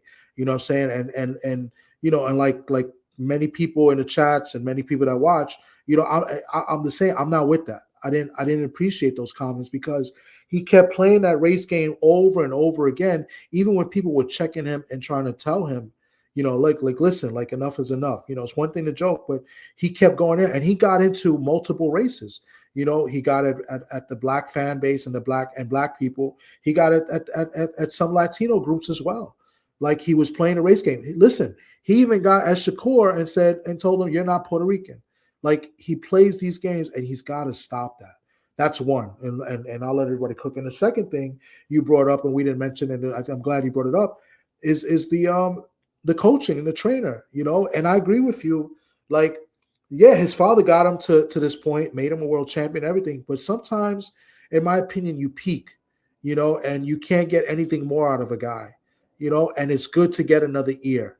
And I think maybe another ear might be good for Tio, and somebody that's going to do him, what's the word? It's going to keep him in high regards, but also there's a word I'm looking for, going to look for his best interests, right? Not that his father wasn't looking for his best interest, but a neutral trainer, somebody that he hires to work with him, will focus on him and have his best interests, and try to make him better and see what he can do, with his athleticism, into the boxing game and what adjustments he needs to make going forward, and as far as like, moving up to 147, putting on the pounds, you know what I'm saying? Like somebody like that. And I don't think his father would be that guy. You know what I'm saying? Maybe he could be a hype man, right? Because he goes in there and, he talks a lot and he screams and he yells and says the dumbest of things. Maybe that hypes T.O. up. Who knows? But as far as like getting instructions in the corner and working on fundamentals, I just don't think he's it. So that's what I feel about that when it comes to T.O.'s father as his trainer. And the thing is, I'm not saying that senior shouldn't be there. I'm not saying that, because I think same way I said with Devin, even with Brian Norman Sr., when he said, "Man, what I look like being the second chef in the kitchen." No, bro, no, that you worried about yourself now. I think it got to be about the fighter. And at the end of the day, I think that all these fathers, because they done been around their sons so long, got them to this level. Hey, you may not have the best boxing instruction, but you know what motivates your son, right? So if you can get and during a round, you have somebody. I said Robert Garcia. I would love to see T over with Robert Garcia. I would love that. And to have a Robert Garcia, not necessarily being the main individual giving instruction, being the main trainer throughout the camp, of course. But then when it comes to instruction, instead of saying, "You're going to hate yourself for this. Where's your power at?" Instead of saying any of that, let Robert Garcia say, during the round, we need to do this. If we make this adjustment, man, this is what you need to go tell him. You know what I'm saying? Like, give T.O. Sr. something to go tell T.O. to make those type of adjustments. And actually, I think that would be very effective, because in that fight, man, I'm just being honest. I seen Shakur early in that fight. He kind of figured out. He was like, "Bro, I got him. So once somebody think they got you in the second round, I need 2 or 3. I got to make some adjustments. So something is different. The man didn't fight behind his jab. He tried to look sometimes, but you got to double, triple that jab up the distance for you even to be effective. You know what I'm saying? So I just think that there has to be some level there of boxing understanding given to his father, that he can parrot the instructions, because he does have TOE. I just don't know if they'll do that. No, I agree. I mean, I think you make excellent points in regards to that. But where people are quick to judge, these father and son, combos. You know what I'm saying? Like, when a fighter loses, we're quick to say, you got to get rid of your trainer, get rid of your father, and get somebody else in there. But I think in this particular case, I mean, we witnessed, a lot of confusion in that corner. Listen, Dub. And I don't know if you've heard me speak before about this, but I was at the fight, right? So what you guys saw on TV, I did not see, but I could tell you what I saw at the fight live, and I didn't like the way that they were popping in, the way they were coming in the corner. They were reacting late, like even getting the stool, like in between rounds was late, like so they were slow. It's like they gave up before the fight was even over. You know what I'm saying? So, and then when you see the highlights of his father telling him, like, "Where did your power go, bro? Like, what's wrong with you, bro?" So I think it's a good discussion to bring up and bring these points. It's like, hey, maybe it's time you look into a real legit trainer and maybe put your father as like the second in charge or the second guy. You know what I'm saying? I don't know who this guy is. FaZe. I would have to see. You're gonna have to show your face or something. I don't know who that is. Okay, I got you. I'll bring you up. I think Sock is coming up too. I'm gonna bring you up now. You can turn it off. Salute, FaZe. What's going on, bro? Welcome to the channel. If you got, you want to cook us something. No. Thank y'all for having me on the channel. This is my first time coming on the channel, man. Shout out to you, Bronx. I know my boy Dub. I talked to him a couple times. What up, FaZe? What's up, Okay, man? I'm trying to figure out what's this comparison to Shakur Javante. Like, I've been seeing a lot of people with this headline. What happened? Was it like a contract or what? Like, can somebody sum it up for me real quick? I know I'm late, but I see something happen. What was that? Some nonsense. I didn't see anything. I don't know what you're referring to. I didn't see anything. I think they saying I don't know, something about some fight deal that Shakur had, or Something Oh about no, Tank and that Shakur the was same. what happened was the CEO of the Zone came out and said that Shakur actually signed a 5-fight deal. He didn't sign a 2-fight deal or a 3-fight deal. He signed a 5-fight deal. So that's what the people have been talking about. It was an interview that came out, I think, either yesterday or the day before, and the owner CEO of the Zone came out as I'm sorry, of Matchroom came out and said that Shakur signed a 5-fight deal.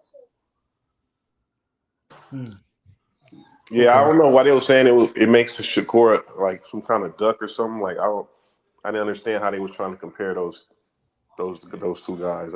Now, I will tell you, and I'm a Shakur fan. I love him, and I don't really want to get into this conversation because we didn't talk about this too much. In my personal opinion, as far as boxing go, we should be focused more on these fights and who we want to see him fight next. At the end of the day, Shakur, I think he has ducked some fights. You know what I'm saying? I think, hey, what they all tell you, any fighter will tell you, hey, if it make money, it makes sense, right? As long as it makes sense, then we can do it. And when he got that 25% from Devin, you know what I'm saying? In his mind, the money didn't make sense, even though it was for Undisputed. I think that would have wrote his check. I think he'd be a tad bit higher star if he would have gone in and beat a Devin for Undisputed right there. But he didn't. That's okay. You feel me? I ain't got no problem. My thing is I want to see these guys mix it up when they at their best. And so, I don't know. It's an interesting conversation to have to some degree, but at the end of the day, bro, like Shakur was never he ain't never been the guy calling shots. And if he wasn't the guy calling the shots against the big guys, I can't compare him to Tank because Tank been calling shots. I can't make that comparison. I think it becomes very selective depending on who you like and who you don't like, right? So I mean, I try to be neutral to everybody because I like everybody, right? I like Tank, I like Shakur, I like Devin because I like the sport of boxing. Right. I think it was selective. I think what happened from what I've heard with that situation, because I think there was an offer for Shakur, but I think it was a 1-fight deal to fight Tank. It was something like that. And I think Shakur was looking for a multi-year deal or something like that, a multi-fight deal, something like that. So, and I guess talks ended or whatever the case may be. In that situation, I mean, we don't know the particulars, but I wouldn't be mad at Shakur at that. I mean, if you want that, no, I think it really comes down to the simple fact that Shakur was saying that he wanted to fight he wanted to fight Tank Davis, and then you see the interview that he had with, I think it was the Breakfast Club or somebody, where he said he was asking for the Tio fight even before he fought Williams Zapata. He said that was the fight that he told Eddie Hearn he wanted.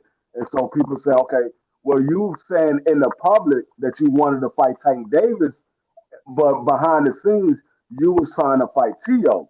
You said you told Eddie Hearn not to make the Tank Davis fight or don't get involved in the Tank Davis fight, and you only quote unquote was supposedly have signed a 2-fight deal with Eddie Hearn or a 3-fight deal with Eddie Hearn, when it turns out that you actually signed a 5-fight deal and you was talking about getting fights with other people instead of Tank Davis. So that's what they're trying to draw the conclusion. Yes. Did he really want to fight with Tank, or was he just blowing smoke? Man, I don't even know why we still talking about Tank right now. Man. Let that man let him handle this legal situation. When the man get back in the ring, I saw that little court case that his arraignment, his bond hearing or whatever. I don't know if that girl got a case. I don't know if she got a case, but we're gonna see how it play out. Ain't really worried, and I hope she. I don't wish no harm on that man. You know, I don't wish no harm on. My thing is, let that man get that done. Tank is irrelevant at this current moment in time as far as boxing goes. He's irrelevant, respectfully. And mind you, with the WBC stripping Shakur, it's no incentive for them to fight. Outside of the money, which I still want to see the fight. I want to let put me on record. TD put me on record. I still want to see it, but it's so much going on with that whole situation. And boxing is so much bigger than one fighter. So let's keep it on what can actually happen at this current moment in time until we know where the man gonna end up at. Then though that Shakur got stripped and Tank Davis is a champion in recess. What did I tell you? What I'm always saying: if they make the fight, don't nobody care about no belts. They want to see the fight. Yeah, that's true. The belts help make the fight because it puts you in position, to move up and fight top guys and such and this and this and that. The only other fight I would want to see Shakur in that I believe he could have fought a couple years ago and didn't is O'Shaquie Foster, because I believe O'Shaquie Foster has been kind of chasing Shakur for a while now. He's still calling that man the B word. I'm not saying that O'Shaquie beats. I'm not saying he beats Shakur because I like O'Shaquie Foster. I think he's nice. I'm not saying he beats Shakur, but that's a fight I would love to see. I would love to see the matchup. Yeah, I don't think O'Shaquie beats Shakur. 903 wants to see that as well. Yeah, I don't think he beat Shakur neither, but that's still a good fight. I know it would be a better fight than the Tio fight. Oh, it'd be a way better fight than the Tio fight. And let me tell you something. O'Shaquie can box, and he's got pop too. Like O'Shaquie got punching power. So But yeah, that'll be the only other one. But I think for me, it's all about like celebrating what they just did, and let give them time to make their next move. The only one I'm really critical about as far as mouthing off after the fight is Keyshawn, because he had a freaking great performance, and he should have never called out Devin after the fight. Because if you're not really going to fight him, why even mention it? I would have just been like, I would have just took the easy way out or the easy road and said, look, I'm looking to fight the best guys at 140 or the best guys at 147. Let me see what me and my team come up with, and we'll go from there. Something like that answer would have been much better.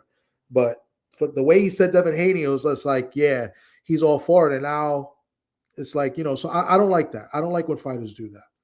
I appreciate well, I will say, right before they had that whole melee at that Madison Square Garden, him and Bill Haney had a talk. And Bill Haney said, you just hold up your end of the body. You go out there and handle your business, and we'll talk after the fight. So it's not like he not trying to, because he walked up on Bill and was like, hey, I want that fight. And Bill, you do your part, and then we'll talk afterwards. Yeah, they showed that. But I don't know. We'll see. Go ahead. I don't know, K-Rod, you want to cook on that a little bit? Yeah, I think overall, I just think at this point, this particular era that we're in right now should be like the golden era for boxing.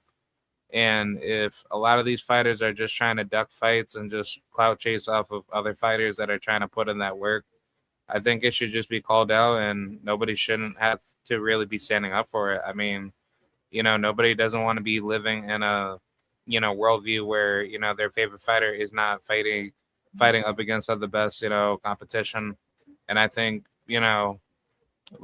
primarily, for Shakur and Keyshawn Davis's case, they should not, ultimately be doing that, because it's like, they're in their primes and their legacies will be tarnished if they continue to go down that, if they continue to go down that particular path. So you talking about you talking about the whole brother thing? Yeah. I just wanted to make sure we was on the same. Go ahead. My apologies. Yeah. Like I just wanted to just state that out, because it's like, if fighters continue to do that, then that's gonna water down competition for big fights that people do want to see, because that particular influence coming from a Shakur or Keyshawn Davis is going to give the next branch of fighters, heading into the future to say, oh, well, I'm not going to fight him, or I'm not going to fight her because we're friends, or, we've known each other for blah, blah, blah. So I just think at this point, that should be disbanded away from the sport. And, boxing fans that are hardcore should be more stricter for that. So you can't ban it because boxing is the wild, wild west. But I know coming up, anytime I had a chance, individuals that I grew up with playing basketball with, man, I can't wait to be on the court with you, because I'm trying to kill. Matter of fact, Nick, your mama and my mama, we friends. We play on the same AAU team. right? We play for different schools, but we play on the same AAU team. Yeah. So after that, after the game, we all gonna go out to eat. It is what it is. But while we on that court, bro, I'm on your helmet, bro. I'm on your helmet. I'm trying to win. And I just feel like, hey, I know boxing is the hurt game, but Mike Tyson said it the best. If you love me and you my brother, then you gonna make some money with me.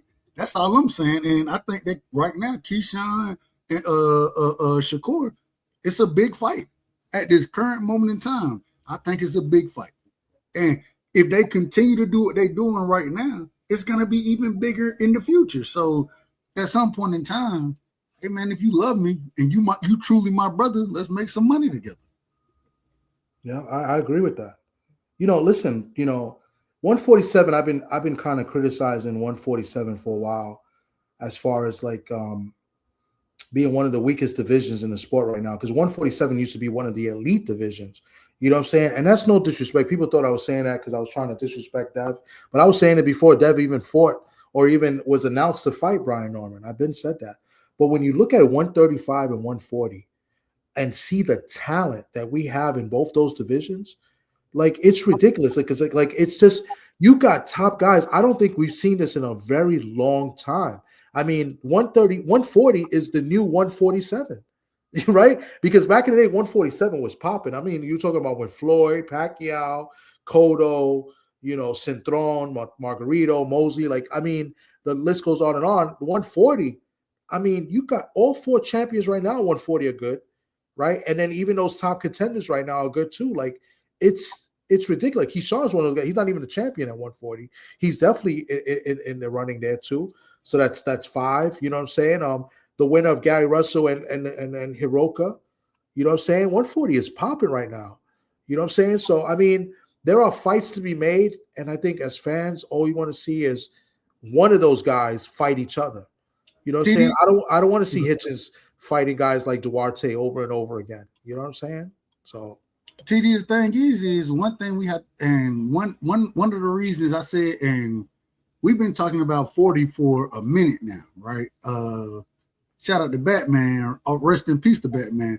I remember 3 years ago talking about the 40-pound division with him. So the great thing about 40 is it's a feeder division to 47. And yes. So when we talk about the 47-pound division kind of falling off, well, the great part about it is a lot of those guys at 40 are gonna now they have to start moving up now at this point because they're getting older, they putting on weight. You know what I'm saying? They filling into their body more and more and more. So now they got to start moving up. Devin moved up. Junior, if y'all remember, Brian Norman Jr. started at 40. You know what I'm saying? Tiger Johnson, another one of them guys, like 140. Well, Tiger Johnson fighting at 47 now. He ain't fighting at 40. But he started at 140. That's what you're saying. Agree. So because it's such a feeder division, I love, man, I want to see him get the smoke now. I ain't gonna lie to you, but at the same time, I love that a lot of these guys come in. I don't know if y'all remember what Brandon Lee. A lot of people don't like Brandon Lee. I'm a Brandon fan Lee of is like so out of touch. I agree with that. I agree with that. But at the same time, we need to be seeing Brandon Lee need to be campaigning at 47 at this current moment in time. Maybe you can get an opportunity because he ain't had no opportunities out here. And he after rest in peace to the great what's no black fighter name, man? I can't remember his name now. He passed away. He was Brandon Lee Boots. He was all their manager at the time. Used to work for Top Rank. I can't call his name. I call his name. Oh, Cameron. Thank you. Cameron Duncan. Yeah. And Cameron Duncan. Hey, man, look, y'all go ahead and move to 47, and then y'all mix it up there because I remember when we came up, these were the glamour division. This is where you made your name, man. If you got something at 40 wasn't deep back in the day, right? People weren't really campaigning at 40. 40 was a quick stop for you, and then you kind of moved up. I think Bud was the first person to make 40 where he unified the division, became undisputed at 40. I think he was the first person to kind of put 40 back into action, if that makes sense. But a lot of times you would see guys, look what Adrian Broner did. Adrian Broner went from 35, skipped 40 to 47, went back down to 4. He did all of that, right? But the reason he did is because 47, that's the glamour division. Yeah. Free talk about it, and Free, he know more boxing than I probably ever know. But he speaks on the glamour divisions on a regular basis. So I think that with right now, the guys at 40, I ain't gonna say all, not all, but a lot of those guys can go ahead and move to 47 and then start to compete with each other at 47 in that glamour division and revitalize that division. You know what I'm saying? Same thing with 54 and 60. 60 is kind of weak right now, but a lot of those guys, they can move up now and start campaigning at 60 and rebuild the middleweight division. So I think that there is some what's the word I want to use? It's something good to see as far as them fighting at those kind of mid divisions, those in between divisions, but we still value those quote unquote glamour divisions. So at 54 now, if Xander were to move up, if Boots were to move up, if hell, when you 6'7" fighting at 54, man, go on and fight at 60, man. Go on and fight at 60. Yeah. You feel me? So I think these divisions are going to get revitalized simply because of the feeder system of these kind of in between weight classes that we have, the super / junior weight classes that we have. No, yeah, I agree, and I'm gonna just add to that because what I was trying to say as far as like the 147 division, when you look at the names, besides the champions are some of the guys from 140 that just became champions. They didn't even really beat anybody. Like Rolly they gave him a vacant title. You know, Barrios is a champion. He moved up to 140. But when you look at the guys that are not champions at 147 right now, with the exception of Brian Norman Jr., who was a champion, you know, you got guys that are not really. They're still trying to make a name for themselves. It's weak. It's weak as far as the names, right? Like Tiger Johnson is probably a decent name because he's an Olympian, right? But it's weak. Brandon Lee was a good one, but Brandon Lee has been kind of back and forth inactive. His last fight, I was at his last fight in New Jersey. He fought, I believe, an 8-rounder. And supposedly he's like back and forth and going to school and stuff like that. So he's been inactive. He's 26 years old. He's been boxing almost 10 years, 30 fights, and really hasn't really moved up in the rankings. And I like Brandon Lee, but when is he going to fight somebody? But when you take a look at these guys, these names right there at 147, none of them big name. Avius Griffin is number 10. Remember, they were building him up. He's like 31 years old. He got knocked out by Julian Rodriguez, right, on the MVP card. You know, Jose Carlos Ramirez, a 140 guy, he's pretty much on his way out. You know, Blair Cobbs, when is he going to fight? You know what I'm saying? Ryan Garcia is getting an opportunity that I don't think he deserves, but he's in the title picture. Here's another guy from Long Island, Rashad Mati. You know, he's in that. He's not as active as I would like him to be. He's decent. Then you got the prospect Tamir Smalls, who I believe got a gift win versus my guy Roman. He's going to fight Abel Ramos next. You know what I'm saying? So, but when you look at the 140 guys, all those guys we mentioned earlier, those 5-6 guys, they got bigger names than any of the guys I just mentioned. Right? Agreed. So that's the problem when it comes to that. But the reason it happened, the reason it happened that way is because, like you brought up before, 54 and well, I think you said 35 and 40. I would disagree with 35 respectfully, but I would say 54 and 40. They've been hot divisions for a minute now. So 35 is dead. Say it again. 35 ain't got none. Tink I don't believe that. Out of there. But that's fine. All I'm saying, and we can talk about that. But what I'm saying is, with 40 and 50, with 40 and 54, I think they feed directly into those quote unquote glamour divisions, and with them both being hot for what at this current moment in time, 3 years, it seemed like. I know Lou was talking respectfully. He was talking about this 3 years as far as them being the two hottest divisions. I think it's time where those guys move up to those glamour divisions, and they have a better chance of making a name at 47 than you do at 40. A better chance of making a name at 60 than you do at 54. So I think it's time for these guys to start moving up and stop cutting so much weight and fight closer to your weight class. and I'm not trying to say that they not. Well, I am saying that. I'm directly saying that. I mean, keep game though. Look how long it took people to move up to 47. They waited till Boots move up, and now all of a sudden everybody's at 47. And really, it's not everybody that's there, but they've been ducking at Boots smoke. They waited till Boots move. Now we see a Rolly, a Asta Ryan, a Devin in them at 47, and 47 still need more people besides them type of names in. But I don't think guys at 40 was ducking Boots. Norman, I don't think they were ducking Boots. He was. In your opinion, that's your opinion, which is fine. Why that's did cool. they wait? Devin Haney's not in that conversation because if he didn't get cheated, he probably would have still been at 40, right? So remove him. The other guys could have. Rolly even said it himself. He been supposed to be at 47.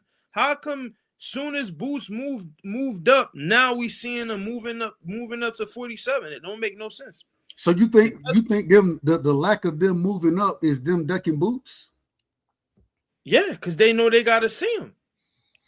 No, they don't. No, they don't. They're not trying to be the best. I don't know about that. No, they don't. No, they don't. I think 147. It's not about who's better. It's not about who's better. What I'm trying to tell you. Hold on, man. Hold on. I'm answering your question. I'm not saying that. You could be right. Maybe they don't want to fight Boots. I have no problem with you saying it. What I'm saying is, I don't think they ducking them when they not in his weight class already. And Boots could have became undisputed. He chose to move up. He was the one who chose to move up. Barrios did not want that smoke. Well, put it on Barrios then. Don't put it on these guys that was at a lower weight class. Bro, don't put it on them guys. Put it on the champions that was at look how 40 right now. Oh man, don't cut. All right, go ahead, man. Go ahead. Look how 40 right now is like literally the second best division after 54. Why is it not unifying? Because everybody don't want to fight each other. Okay, so if it was a shitty division, they would have been calling people out, oh, let's unify. But when a division is hot, it's a bunch of 50-50 fights. They don't want to see each other, bro. Yeah, I mean that's the way boxing has been. That's what's been killing the sport. Yeah, because you know what I'm saying? I think 147, to be fair, never falls. I think 147, even when Boots was there, was kind of weak too. There was really nobody else. It's still weak now. It's still weak now, in my opinion. But I'm saying it's been like that even before Devin Haney moved up, and even before Boots moved up to 154. I think the division has been kind of weak. But also, but the reason that division was weak is because we watched Errol Spence and we watched Bud. They kind of cleaned between those two. They cleaned the division out because they fought those guys and then they fought each other. EJ got his ass whooped respectfully, and shout out to EJ because I'm a fan, and I'm a fan of both of them. But at the same time, it wasn't a weak division until. Once they made that fight, then it became a weak division. So that's why I'm talking about the feeder system as far as 40 go, because now you have the Devins there. You got the Ryans, even though y'all don't want my opinion on Ryan. I'll tell you if you want it, but I don't want to give it because I don't think he's worth a damn, respectfully. I think he knocked Barrios out. I think he's gonna stop Barrios.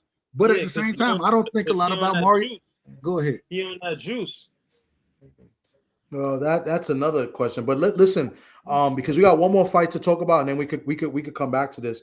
And somebody in the chat made a good comment, and we didn't even get to this fight yet. So Xander versus Devin, that has been spoken about, but we haven't got a chance to talk about Xander's performance. We talked about every title fight last Saturday except Xander and Baru, whichever way you want to pronounce it. D Free's been waiting to cook on this. I'm gonna start with D Free. What do you thought of Xander's performance this past Saturday, unifying the 154 belts, now a WBA super welterweight champion? And we call him the score people. We call him the historian because he all of that. Shout out to my brother Free. I apologize. Free, go ahead. The historian and the score. Xander Zayas, he put on a heck of a performance. Xander Zayas, he showed good footwork. He showed boxing ability. He showed inside fighting. I think towards the end of the fight, he started moving around a little bit more than he should have. But it was because he was pretty much coasting to a win. Because I scored the fight, and I had Xander Zayas winning that fight 8 rounds to 4. Um, he pretty much beat Abbas easy. Abbas just kept trying to come forward and land big shots, and Xander Zayas kept that jab in his face and kept having him to have to reset. Couldn't get his feet set to throw the big shot at times. So I think Xander Zayas put on his best performance, and rightfully so, was for a unification fight. So I mean, I want to see what Xander Zayas do next. Um, he's still growing. He's still learning. He's only 23 years old. He's the youngest unified champion in the sport right now, and he still got a lot to learn and a lot to give to the boxing industry. Okay. My man Crunch Time, salute to you in the chat. He says Xander KO's Devin. We're gonna get to that because they are talking about that, and I agree with you. I was just on a panel before this live, and I was saying the same thing. But I'm gonna let everybody cook on Xander and the Barral fight. I'm gonna go over to K Rod. I know K Rod's seen the fight. What do you thought of Xander's performance? Oh man. Yeah, I have to say Xander has came a long way, and I'm happy that he's worked his way up to be number one, man. I thought initially this fight was going to probably be a tough fight for him, but I knew Abbas was going to give Xander probably a good, tough early game, but I thought Xander was going to close him out late. And Xander, he just went, guns blazing. He just had great defense. The jab was beautiful. The footwork was really good. And Xander, he just had great, momentum pressure. And I think, that's everything that you would like to see out of like a good, out of a pure, complete fighter. And I think Xander, he just did everything that he needed to do. I think where it stands right now, he's just like Xander's style is a good boxer, semi-puncher. He's very technical. He has good, sneaky power that can trap you. And I think, he showed that out up against Abbas. So, I'm happy that Xander did this because this shows his actual true development of like where he put himself in good, formidable tests. And I think this is just like the first step to see how far his skill level will go. And I think, Xander, he's shining very, very well up against, formidable competition. So I'm very proud that Xander passed this test up against Abbas, and Xander deserves to be number one at 154. The most beautiful thing you said in that breakdown, and I think all of it was beautiful, but the footwork that Xander showed in his last two fights, people criticize him for it. I watched that man show power early in his career, right? He didn't, and what is he, 22, 23, something like that? Yeah, 23. 20. So he just turned 22, but go ahead. Okay. Yeah. How old is he? I thought he's 22. I don't want to. Hey, he's 23. He just turned 23 September 5th. Okay. All I'm saying is we watched him put in work early in his career. We watched him kind of, show power, show that he can crack. And now in the last two fights, he showed a different wrinkle in his game. He showed that, bro, I can crack, but I still got good footwork out here, right? And at 23 years of age, when I and being a unified champion, when I understand I have footwork and I can land with power, when need to, and I ain't gonna say his power gonna land, hey, when you get up in levels of competition, your power, it don't translate all the same. You ain't gonna knock everybody out. But to show the different levels that he's shown, man, it looks special to me. That's what I'm seeing. Mm-hmm. I think Xander is a hell of a fighter. And I love he done got in some fights where I probably can't knock this guy out, but I can outbox him.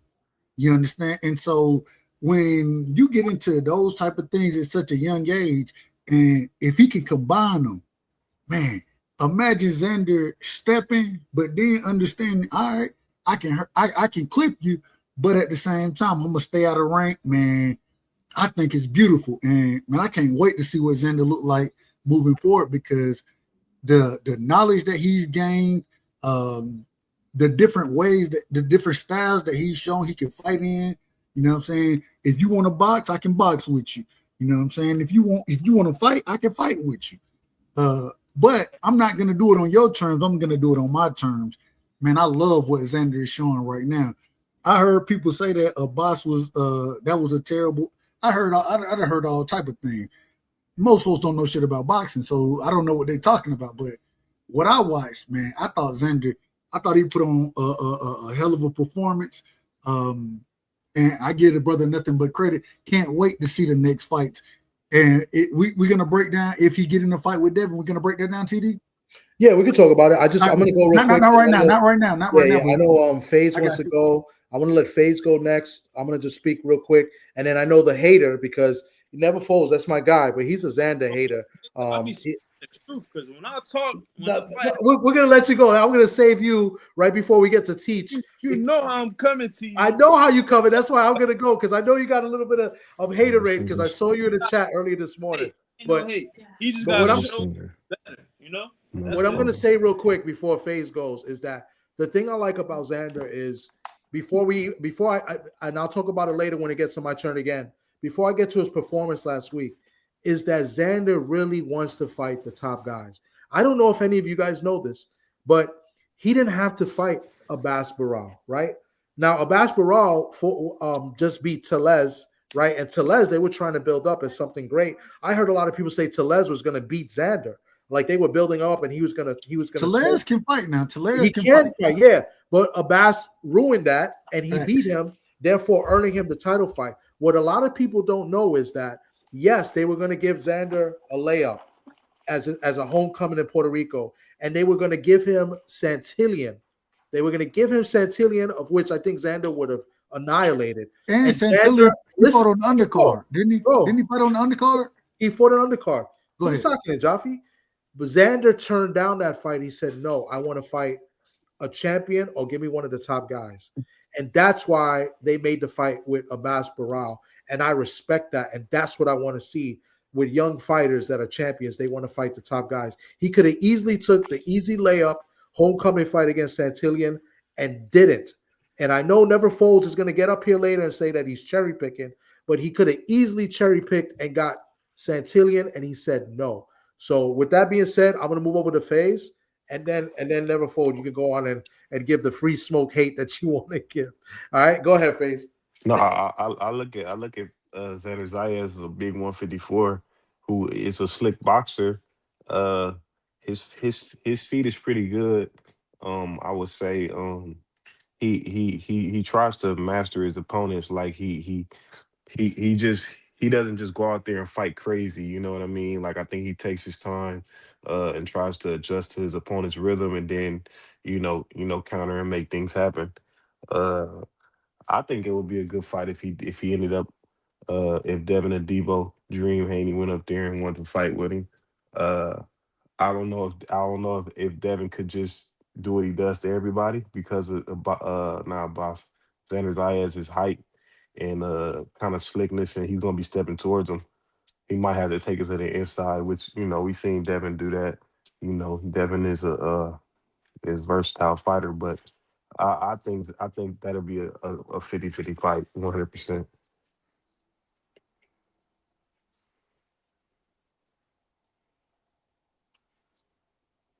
All right, that's cool. I ain't got no problem. You got to go ahead, sports. Go ahead. And Tony, you could come up if you want. That's all good. It's up to you. We'll be up for a little bit. Free smoke, man. Nobody's safe but God. Hey, but I ain't saying Xander is not good, right? Because for me, I had Xander above Bakram, like far as like the chimps, right? It's just that you guys, specifically Puerto Rican fans, hyping up Xander like he's a Tito, he's a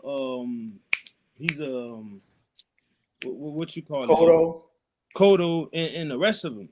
He hasn't faced a top 5 opponent yet.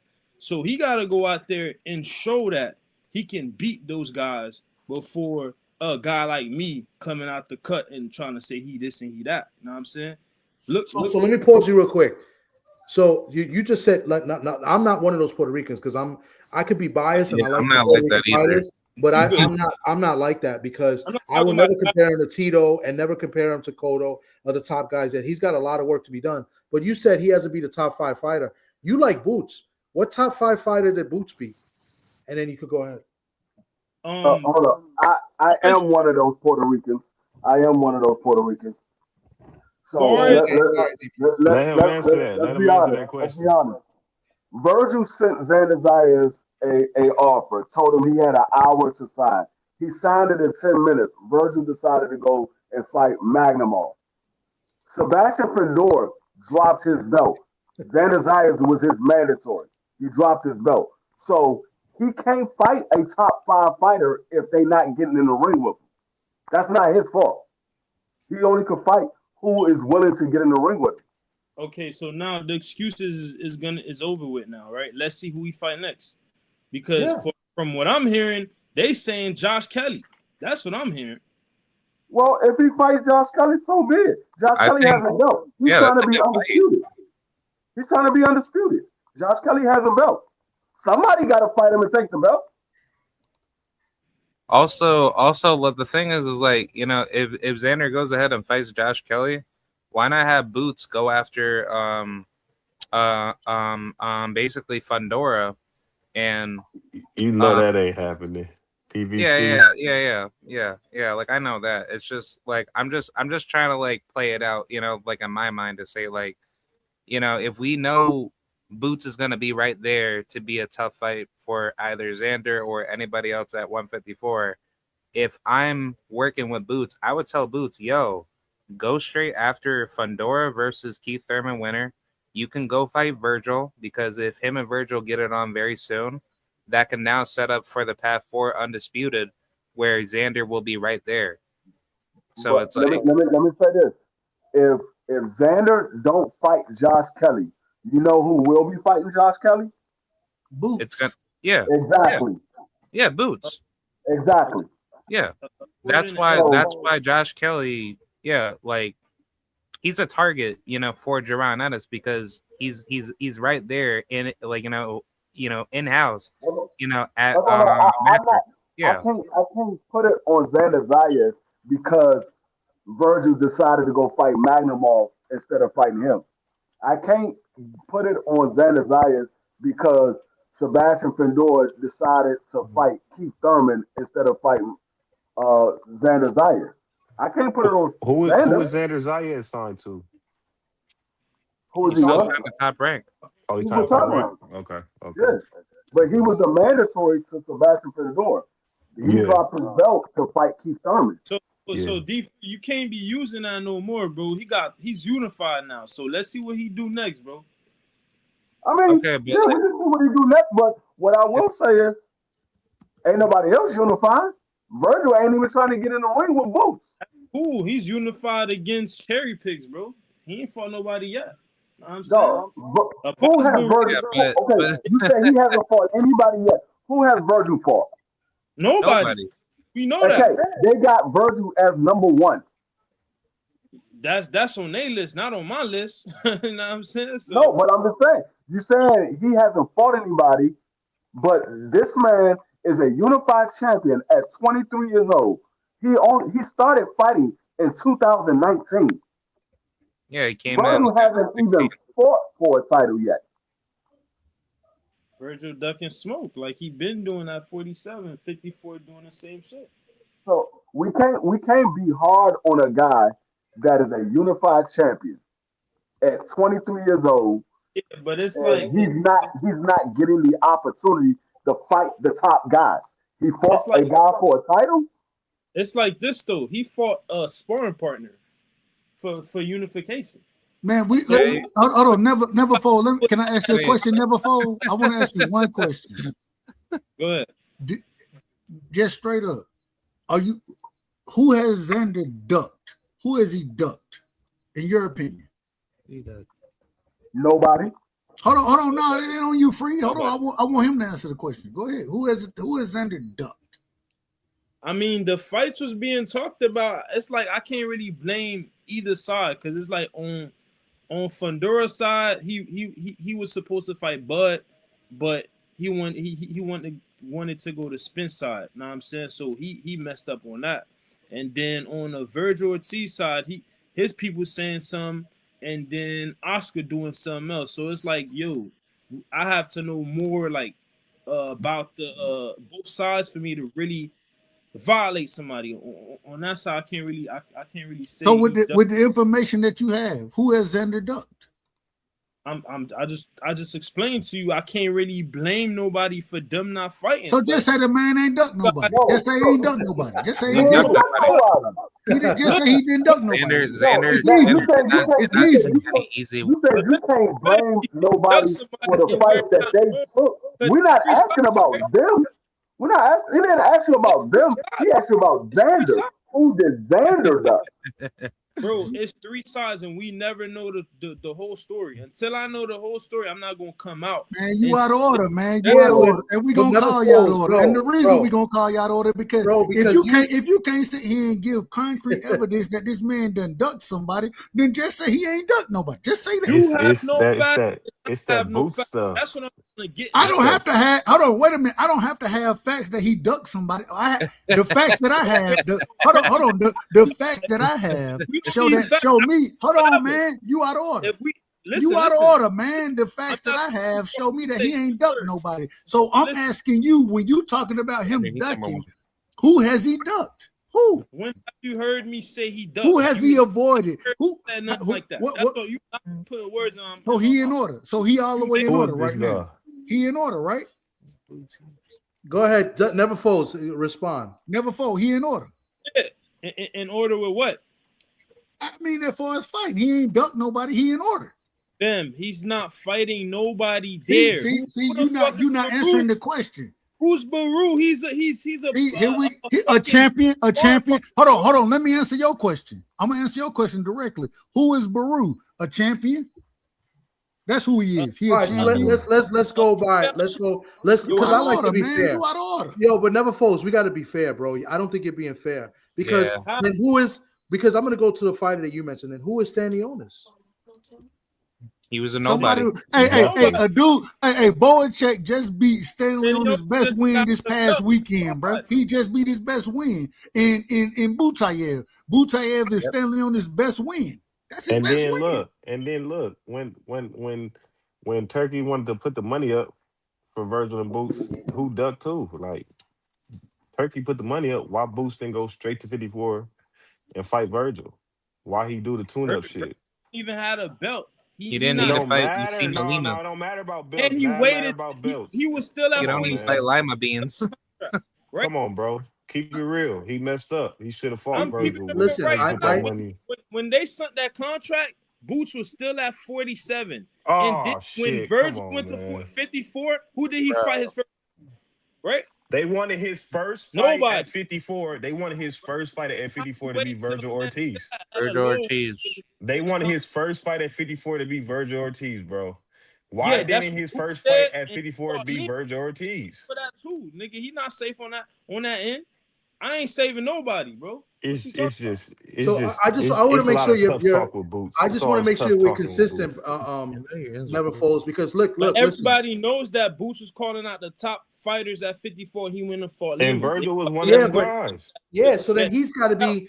But listen. What I'm trying to say is like you're criticizing Xander, and you got to criticize Boots as well. And listen, I think let me finish real quick. I'll tell you. I keep it real when it comes to fights. I think Boots will be favored to beat Xander, and I think Boots might beat Xander. I'll root for Xander. I think Xander got a good shot, but I'm not going to discredit Boots and what I think the fighter that he is. You feel me?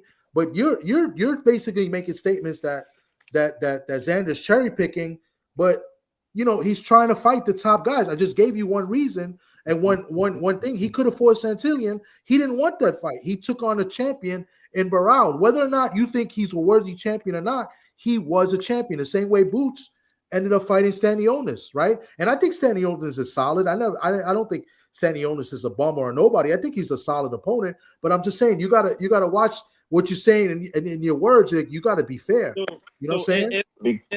Also, Jamel Charlo was about to be put into that mix too, to fight Abasa Barao, because he was considered to be the champion in recess. So the WBA was actually going to mandate Charlo versus Abbas. And let's just say if he had beat Abbas, him and Xander would have fought that night over in Puerto Rico, or at least in the US. So if I say Boots ain't fought nobody at 54, nobody gonna have a problem with that. But with Xander, y'all fuck with him. I say this and that, it's a problem. No, it's the way you said it though. No, come on, man. You out of order, you man. said it though. It ain't got nothing. Hold on, we ain't never criticized. No. When we criticize Boots, right? Boots had certain opportunities already placed in front of him. When he moved from 47 to 54, the man was he had 2 titles that he we call it the golden bullet around here where I'm at, that you could take that shot for those champions. He didn't do that. He went up there and fought a dude, and I say this respectfully, I ain't never heard of the man. I ain't never heard of him. Hold on, real quick, let me just finish. So if you're gonna criticize Xander, right, and Xander is literally fighting a champion in the division, he's unifying, right, and Boots is moving up fighting somebody that I don't know if anybody on this panel really know, respectfully. I don't know, y'all boxing fans like I am, so y'all know more boxing than I do. But I can't sit here and criticize that man when he fight Barras for to unify belts, and now I got more power to go and make other unifications. I can't fault him for that. And this the thing, Doug. Not just that he had used those titles to go fight the next guy at 154. He also had a good money fight with Virgil to be his first fight at 154. So they hate when Boots fans. And I love Boots. I love Boots. I love Boots. I love him. Hold on, Dub. Boots fans is literally they only argument is his talent, but his mentality. If he want to go to 154 and Turkey is trying to give him the money to fight that fight, now you're embarrassing Eddie Hearns, and Turkey probably's not messing with you no more because you wanted to fight Lima when the world wanted to see Virgil. Now you want to double back and act like, no, bro, the money was right there. The man was trying to pay you. If you whoop Virgil ass, now you're Turkey's guy. Turkey's going to have your ass in Royal Rumbles, and you can be Turkey's next guy. Terrence Crawford retire, whatever. But you didn't do that. And now everybody want to holler about who want to fight Boots and who don't want to fight Boots. Nobody want to hear that shit. He got to just wait now. So real quick, sorry.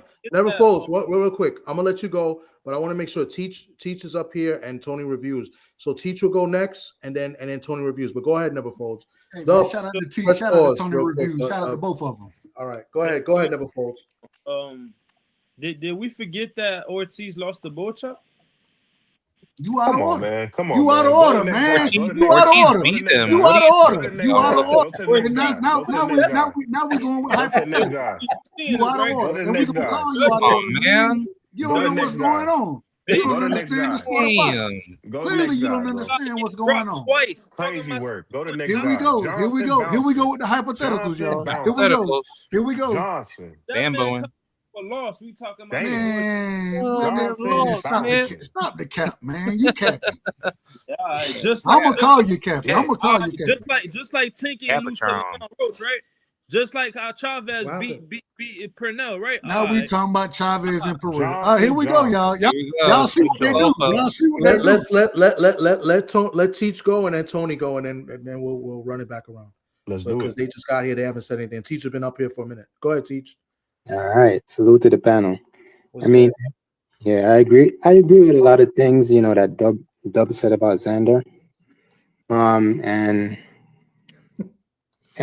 as D Free said, like, I've been watching Xander since his debut, 2019, I guess.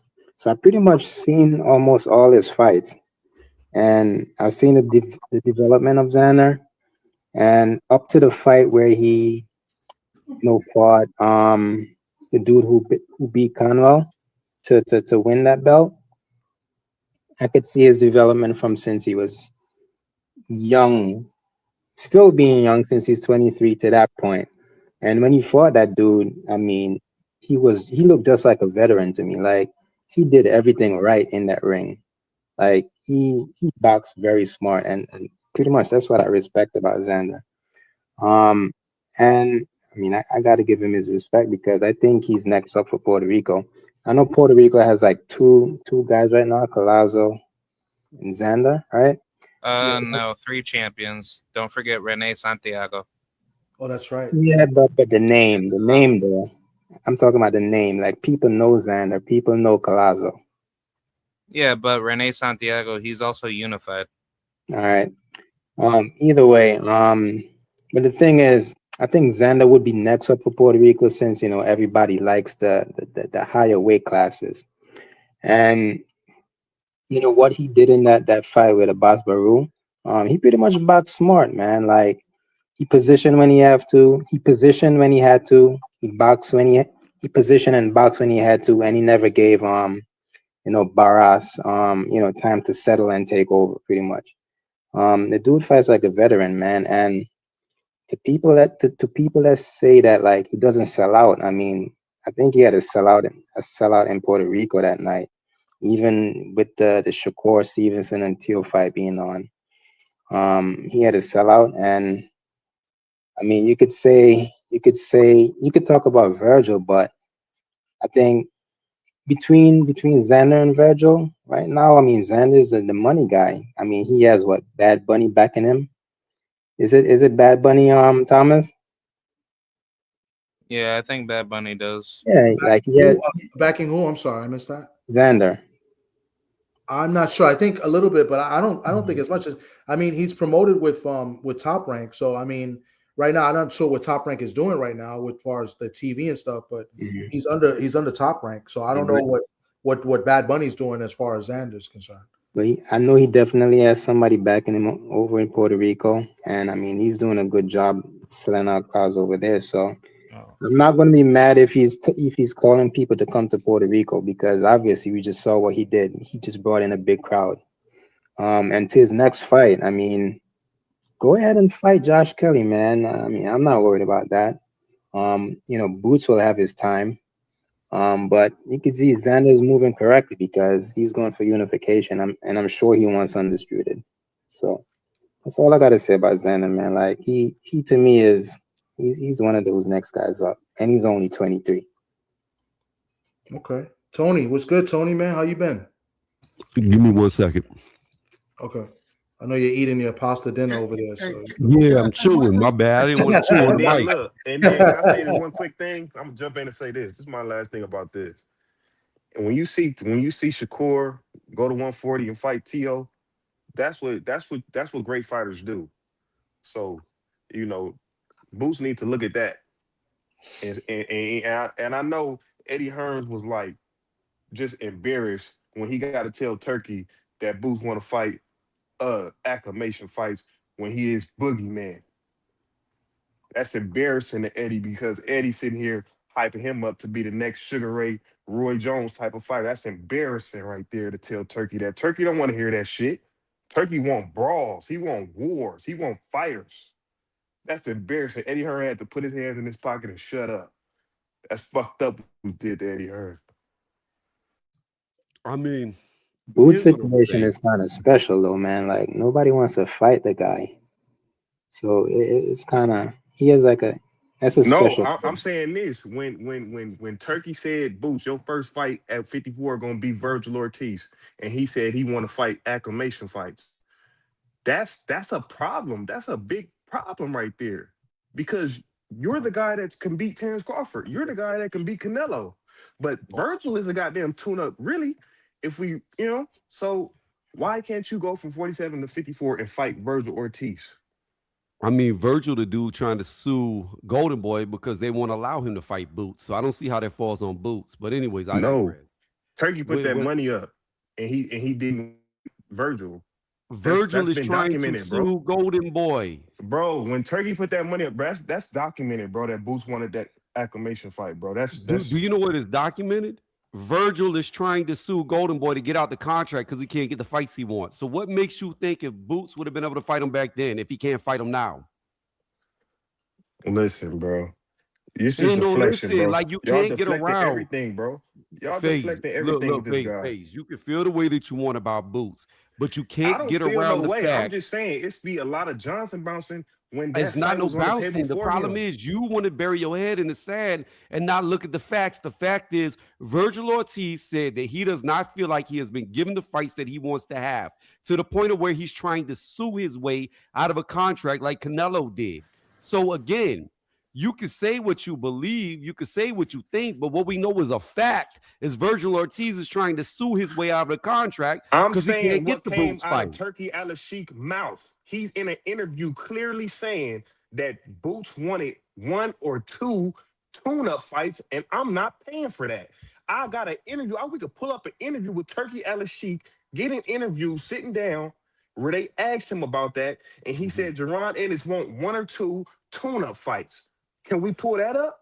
No, we don't have to pull it up. Okay. We can all agree. Hold on. We don't have to pull it up. We can agree that you're accurate. We agree with you. You're accurate because there was a time where Turkey was like, yeah, the man want 2 tune-ups. I ain't looking, but I'm not looking to pay for 2 tune-ups. I'm not saying he said it in those exact words, but that's kind of what I took from it. So I agree with you on that point. My thing is why is Boots looking for tune-ups?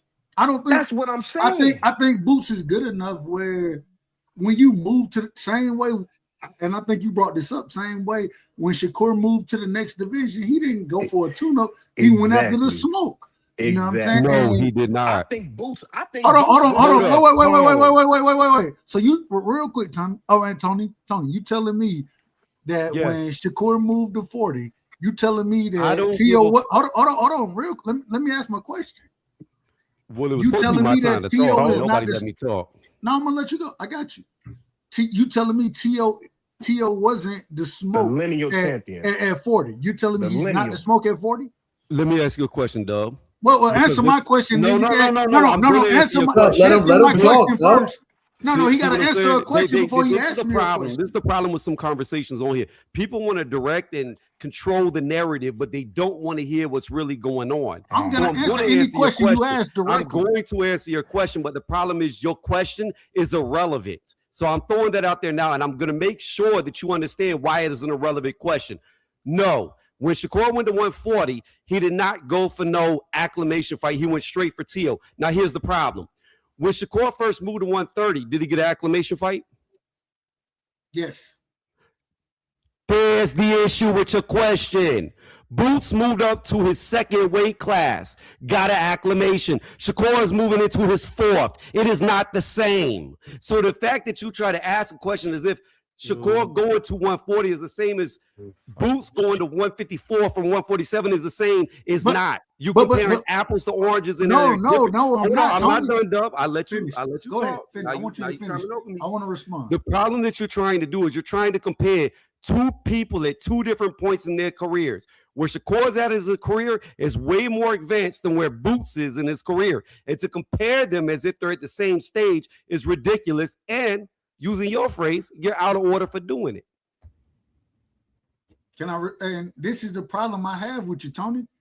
At this current moment in time, correct me if I'm wrong, even with Shakur doing what he's done, he's a 4-weight division champion. Boots a 2-weight division champion. The difference is Shakur has gotten to, and if you were to tell me, man, he shouldn't have took a tune-up fight, okay, whatever. My thing is when he get to the biggest weight class, right? And with him being 28 years of age right now, which I think this is your prime, same way I think Boots is in his prime. It ain't no time for fuck the tune-ups. We want to see you get the smoke. And you already complaining about fights.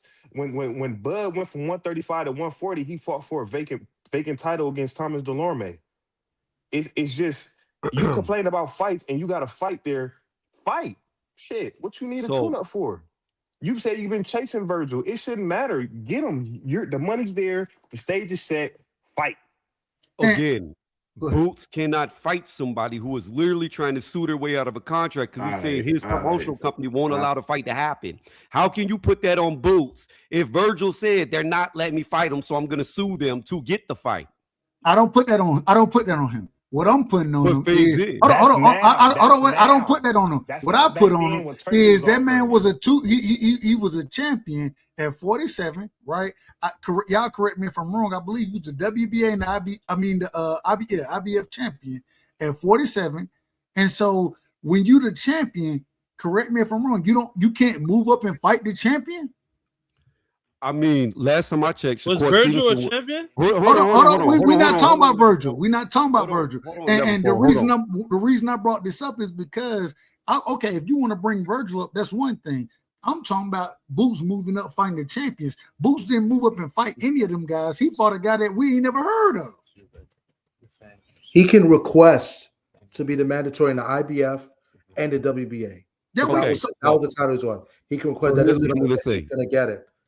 So, here's what I was going to say, and I still have yet to been able to speak my part because every time I talk, I have to keep going back and forth with people. My bad. But this is what I'm going to say.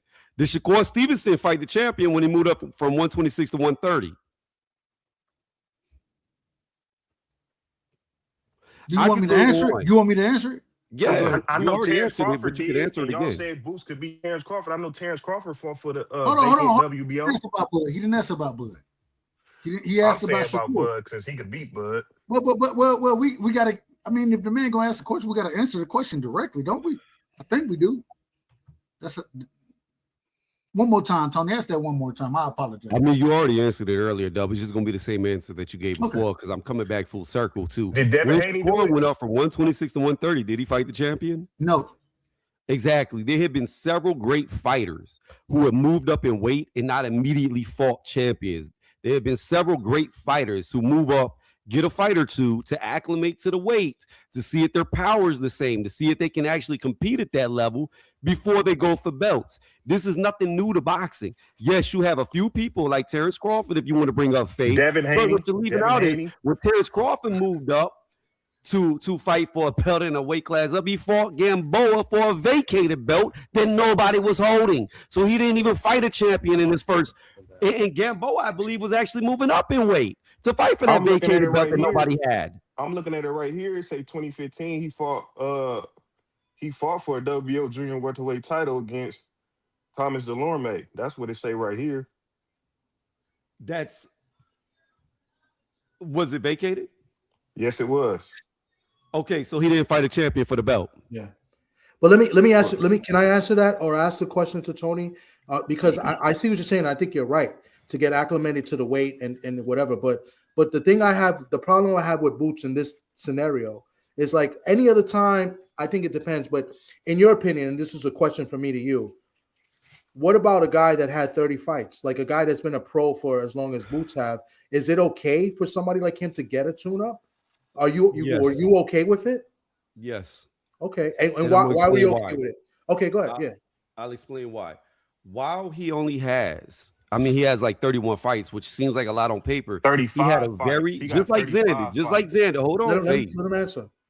Just like Xander, Boots is kind of the same. They had very limited amateur fights before they went pro. So when a guy has a very limited amateur career, they tend to take longer when they go pro. So I don't have nothing against it because the dude did not have a deep amateur background. Okay, that's fair. That's fair because I'm one to say I didn't like the tune-up against Lima Beans, whatever everybody's still going to call him, because I felt with a guy with 30 fights, he shouldn't be getting a tune-up. But with your explanation, I think that's a fair argument. So I'm okay with that. I would never dismiss it. Dismiss your argument. I think that's a fair point. But when you look at Boots and Xander, right? When you compare the two, okay, Xander started at 147. When all them killers were at 147, did he try to fight one of them killers? Did he try to fight a Earl Spence? Did he try to fight a Terrence Crawford? Did he even try to fight a Sean Porter? Or did he go up in weight to go to a weaker weight class? Oh my God. No. Because if we're going to compare things and try to dissect what they do, how they move, then you have to be fair across the board. Now, Boots never fought any of them killers either. He ended up fighting Stanionis, who was ring rust. That's really the only champion he beat. But I digress. The point is, if you're going to get into the nitty gritty and try to dissect these dudes' careers, you could do it to both of them very badly. Boy, that boy almost got 40 fights, and he don't got no notable. And it's What just do you like mean? He could beat everybody. He could beat everybody. Okay, first off and foremost, nobody said at least I did not say he could beat everybody. Secondly, Boots has done just as much as Xander. In fact, he did it faster than Xander. He unified before Xander did. Xander just unified against a guy in a vacant title match. So he didn't beat a champion to vacate. He beat an interim champion. So again, when Boots unified, it was actually against an actual champion.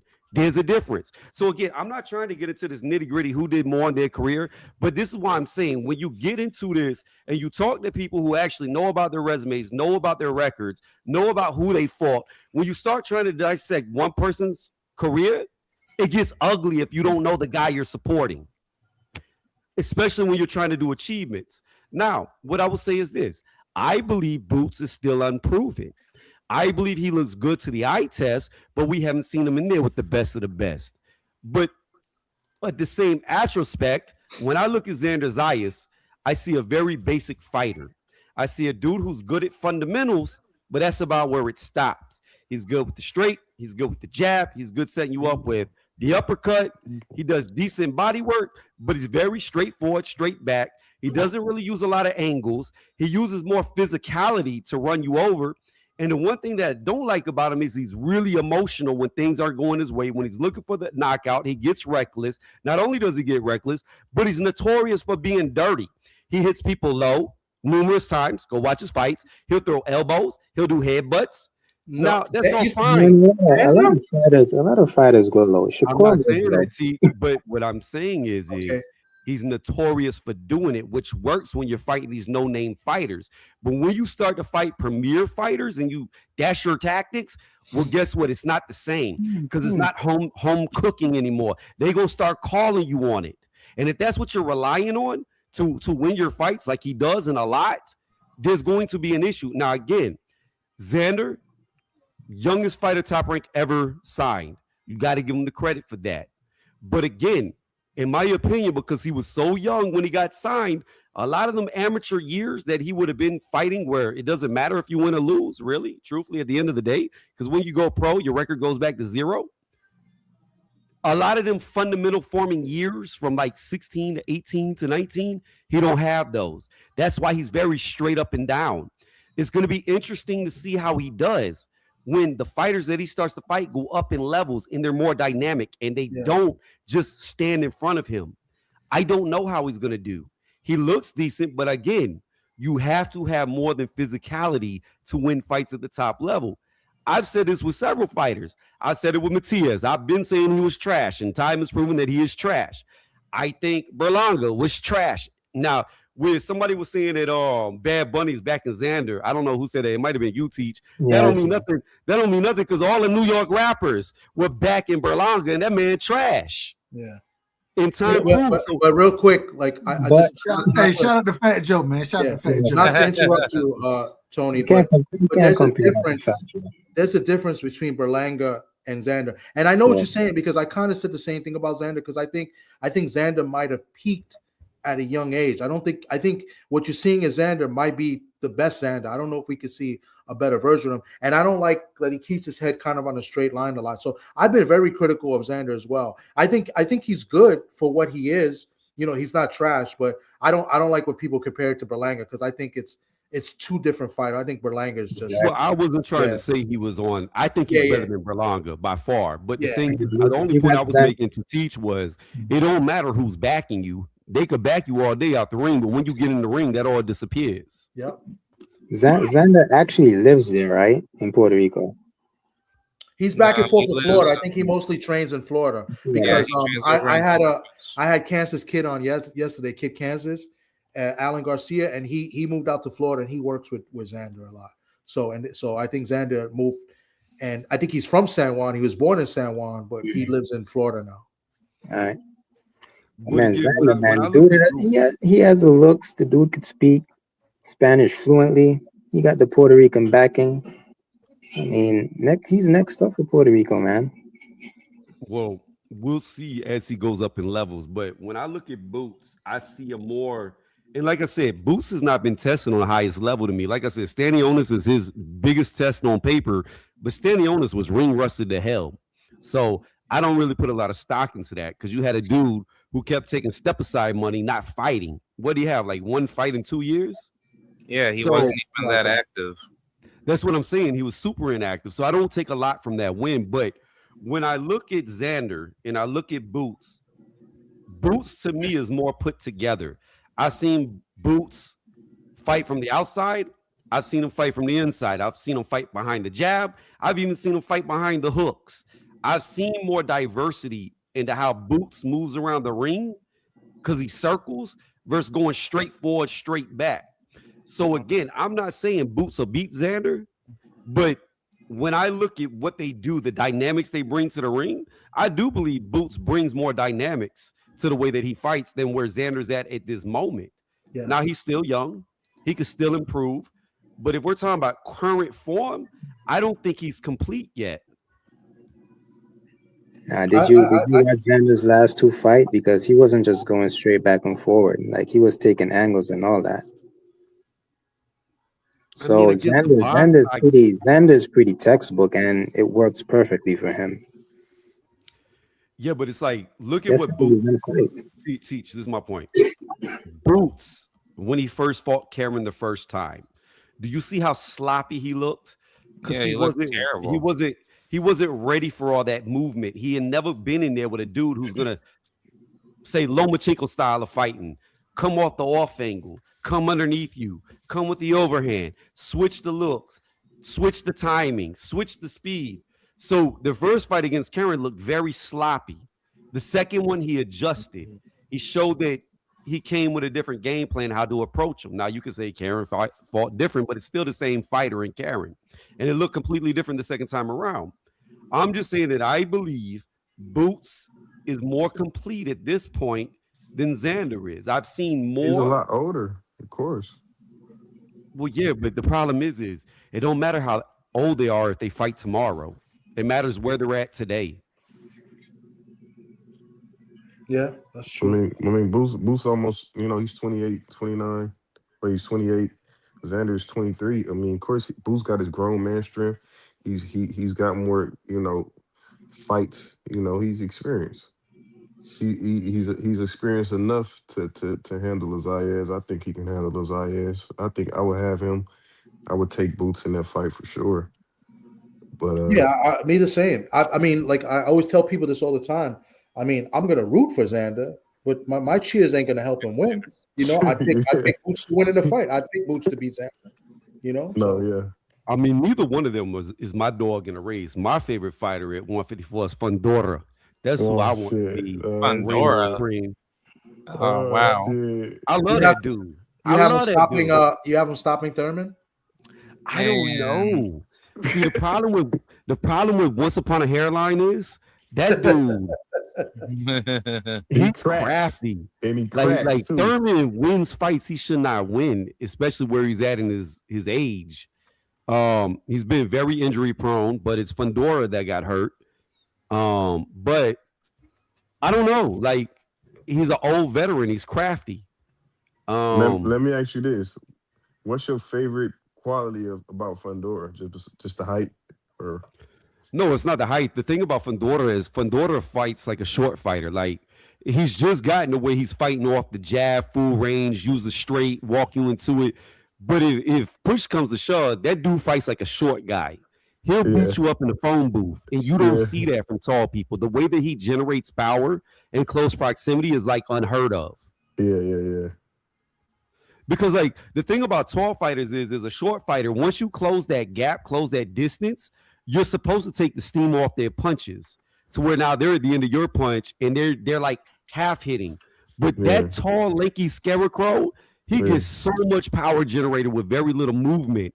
And that's why I like him. I like a tall dude who ain't scared to get in there and fight you. Yeah.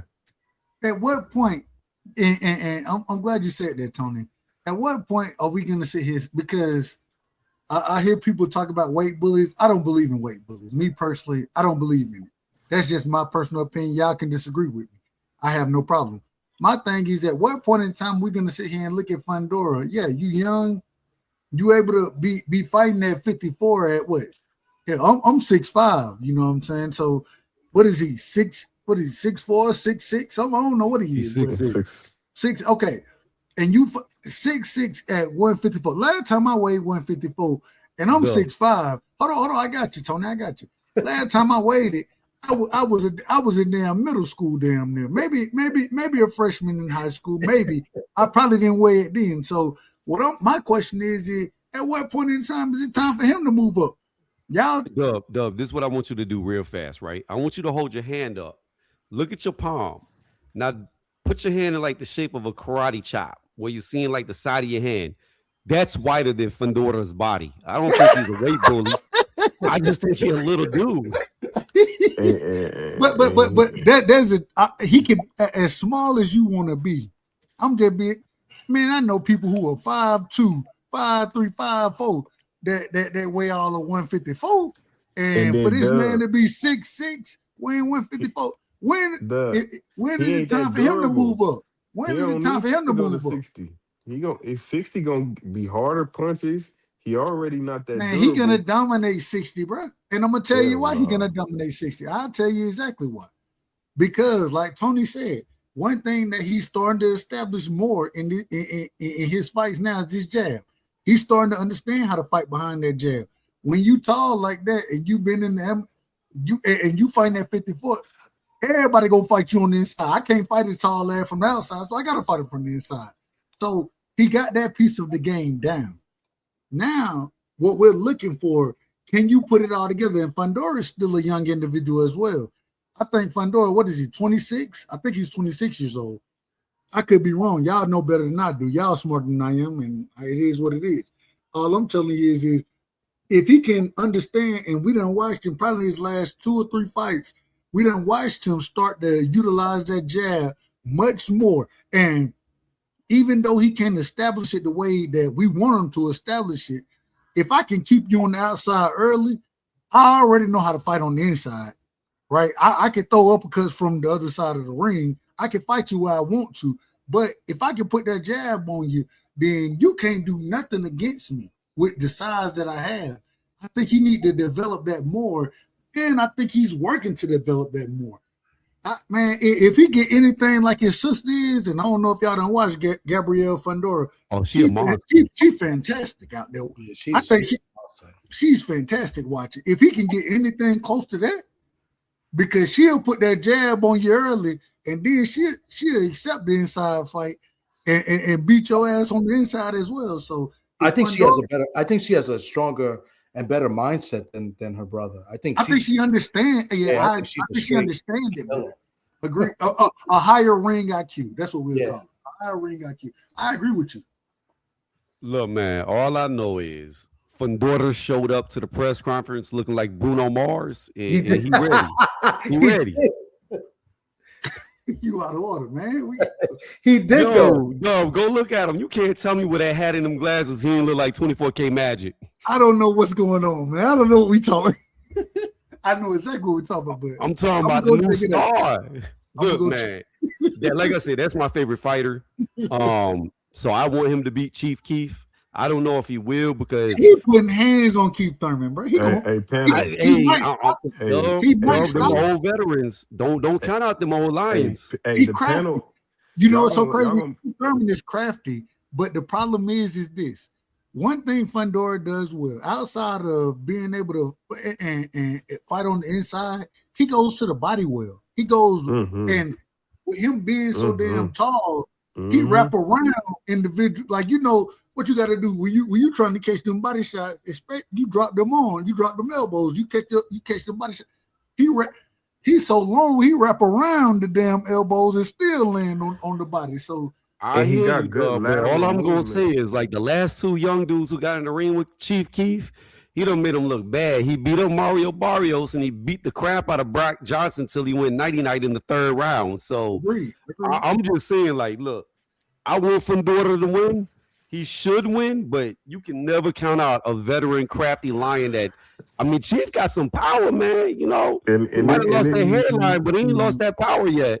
And this food for thought right here. And sometimes smart, and he's smart. Sometimes he's one of the smartest guys in the ring, in my opinion. So I understand where you're the smartest. He's gonna be the smarter guy in the ring. Right now, they got Keith Thurman at like a plus 350 against Fundora minus 450. So Keith Thurman, you put 100, you get 350. That I mean, damn, I might have to put 300-400 on Keith that night. Double up, triple up, man. Just be prepared to lose your honey. Just be prepared to lose it. Nah. Yo, real quick, because we've been on for a minute, but I'm glad Tony's here because I feel like Tony. Every time I see Tony, he doesn't really have a bias. He's neutral. So, what do you think of? Because I'm biased because I like Shu Shu. I think he's good. And being that we're talking about another tall fighter, what do you think about Shu Shu fighting Espinoza? What do you think happens? Is Shu Shu ready for that? Ooh. Just tell the truth, Tony. Tell the truth, Tony. It won't hurt my feelings, maybe a little bit, but hell no, he ain't ready for it. Hell no. I don't know, man. Like you know, it's hard. It's hard because I'm from New York. It's hard. Yeah. This one hard. You say I'm not biased, but it's just like I got a soft spot for cheeseburger with no bun on top. Gerald Miller, like you know, I got a soft spot for these New Yorkers. Hey man, pull it up to the scene with the ceiling missing, man. What did you go to the fight last week? Were you at the Garden? No, I live in Atlanta now, so I'm not close. Oh, I got you. Hold on, Tony, you in the A? I told you this a million times. I gotta pull up on you, bro. I'll be forgetting you in the A. Doug's memory is the worst. It's all that smoking. What it is. Nah, me and Teach were in the building. We were at the Garden. We was at the fight. But I mean, if I would have been there, Thomas, it's hard to miss me. Like I'm pretty damn big, so I'll stick out. Yeah, I've seen you before. I've seen you. I've seen you on video before. Hey, Shawa says it the best, man. Espinosa, respectfully, Raphael, he gonna come with them elbows. He gonna come with the dirty, and he got the size, the length. I mean, it is what it is. I ain't gonna lie. I want to see the fight, and I heard Shu Shu. Oh, I missed this. None of the. Okay, go ahead. I missed the chat. Oh, my bad. I'm out of order. Go. I don't know what else. Well, I heard Shu Shu. He said he want to fight Raphael. He want to fight the winner of Nick Ball versus what's his name this weekend. Ain't got no problem. Figueroa. I hate that dude. I don't know why. Dub. Brandon Figueroa, like if I ever met him, I just punch him because his face just made me want to punch. I don't know what it is about him.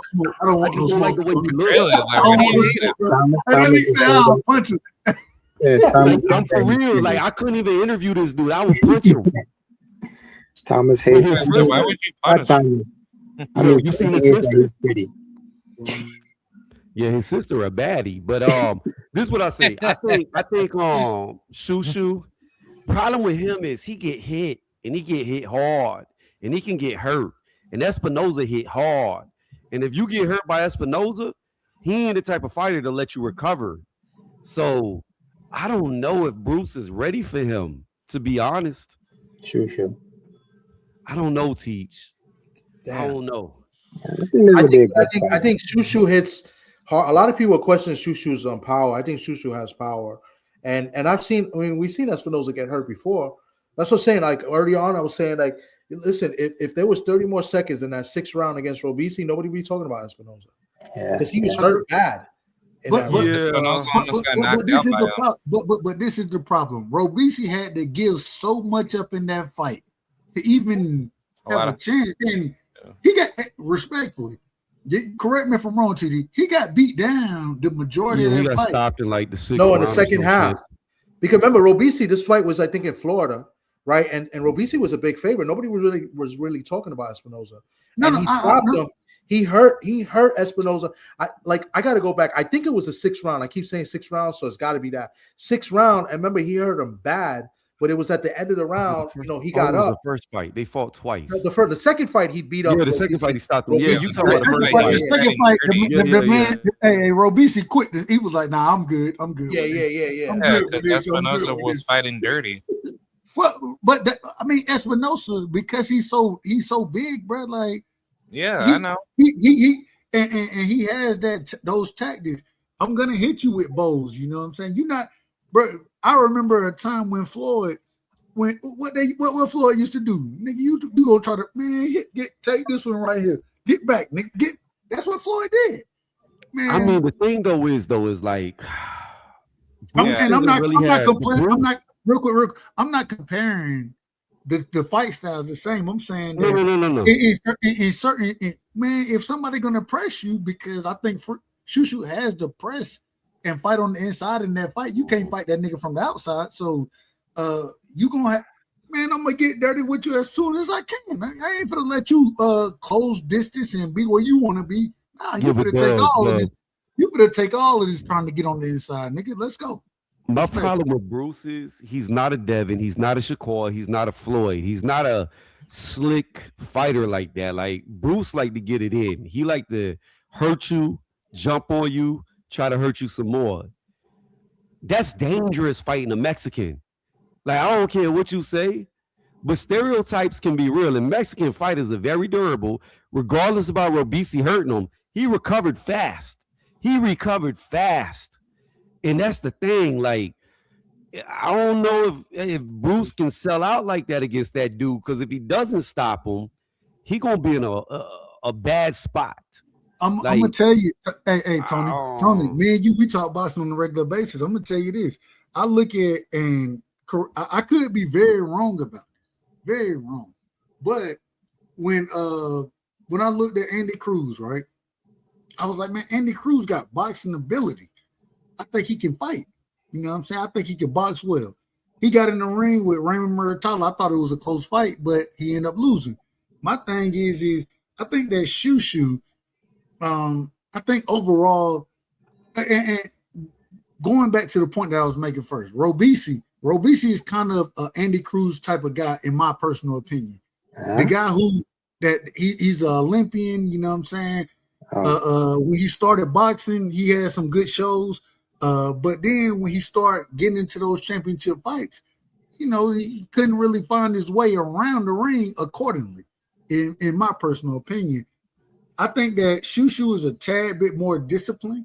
The thing that scared me with it, I agree. I think Shu Shu, I think he want to be exciting, and I have no problem with it. This ain't the guy you want to be exciting about.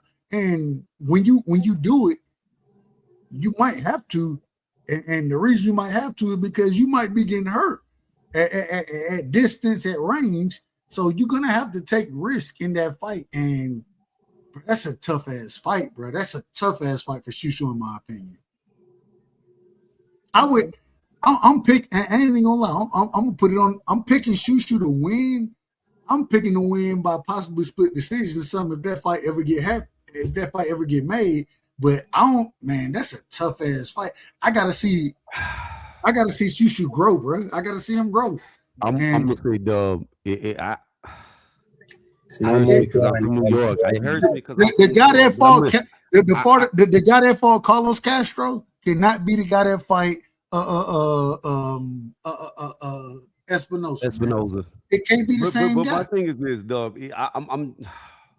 Look, I love New York. I love fighters from New York, but I gotta be honest. Like, my heart of hearts tells me that if Bruce was to fight him next, Espinosa will probably knock him out in around the 8th or 9th round. He'll probably stop him and hurt him bad. Like, I don't think it's gonna be.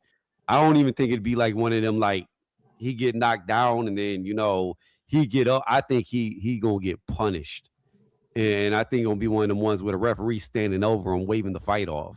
Bro, they find that 126. Ain't no way you supposed to be 6 foot at 126. It's not supposed to happen. Well, you tell me somebody who's 6 foot tall that weigh 126 pounds. But I'm gonna tell you, I think the best fighter there is Nick Ball. That's my dog in the race. That's what he said he wanted. You out of order. That's what Shu Shu said he wanted next when I saw him. He said he said Nick Ball. Picked Nick Ball. He gonna pick Nick Ball. He said Nick Ball without anybody saying, wait, he's fighting Figueroa. He said Nick Ball. You know what's so bad about you saying that, Dub? What you got? You know who also said that? Raymond Ford. And what happened to him? Raymond Ford struggling. He struggled. Hell. He lost bad. What you want me to say? He struggled hella in that fight. I agree, but I think Shu Shu is way better than Raymond Ford. But you got to look at it like this. Ford lost to him. Ray Vargas should have lost to him and got a gifted draw. But he got his ass whooped in that fight. Yep. Agreed. So, I mean, Nick Ball has gone through like all the hard killers of the division. I don't even know why he's fighting Brandon Figueroa. I don't even understand that fight. I give Nick Ball credit. Like I think Nick Ball a hell of a fighter, bro. Like Yo, Tony, that's gonna be a good fight because both guys they come to fight. They're gonna be in the pocket slugging it out. That's a firefight. And you know the Mexicans always do well against the UK fighters over there. So that's another thing. Brandon Figueroa ain't finna do a damn thing. Brandon Figueroa he might get knocked out. I ain't gonna call it. He might get. But I'm just saying, like history tells us that these Mexicans they do well against the UK fighters. So this fight is in Liverpool, which is Nick Ball's, home, city or whatever you want to call it in England. Now, I wouldn't be surprised if he won that fight. England, right? It's in England. Yeah, it's in England, but Liverpool, which is where the part of England that Nick Ball is from. Okay, thank you. Yeah, but I mean, Shu Shu, in regards to Shu Shu, like Shu Shu came up in the amateurs as a boxer, like a boxer puncher, but he's been wanting to mix it up and fight a little bit more, and that's what worries me a little bit because like he did get, he got hurt a little bit in that fight last Saturday.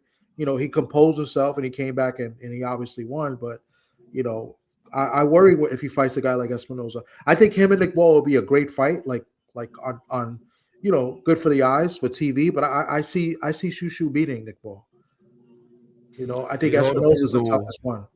It depends on how Shu Shu deals with that pressure, Nick Ball, because if his chin ain't right, he touching that canvas. So I don't know, man. I think Shu Shu just need more time to develop. Like I think no more development, man. He has a belt. He got a belt. I know he beat Castro, but you know what? He was damn near. It was a scare of him losing in that fight. He got hurt.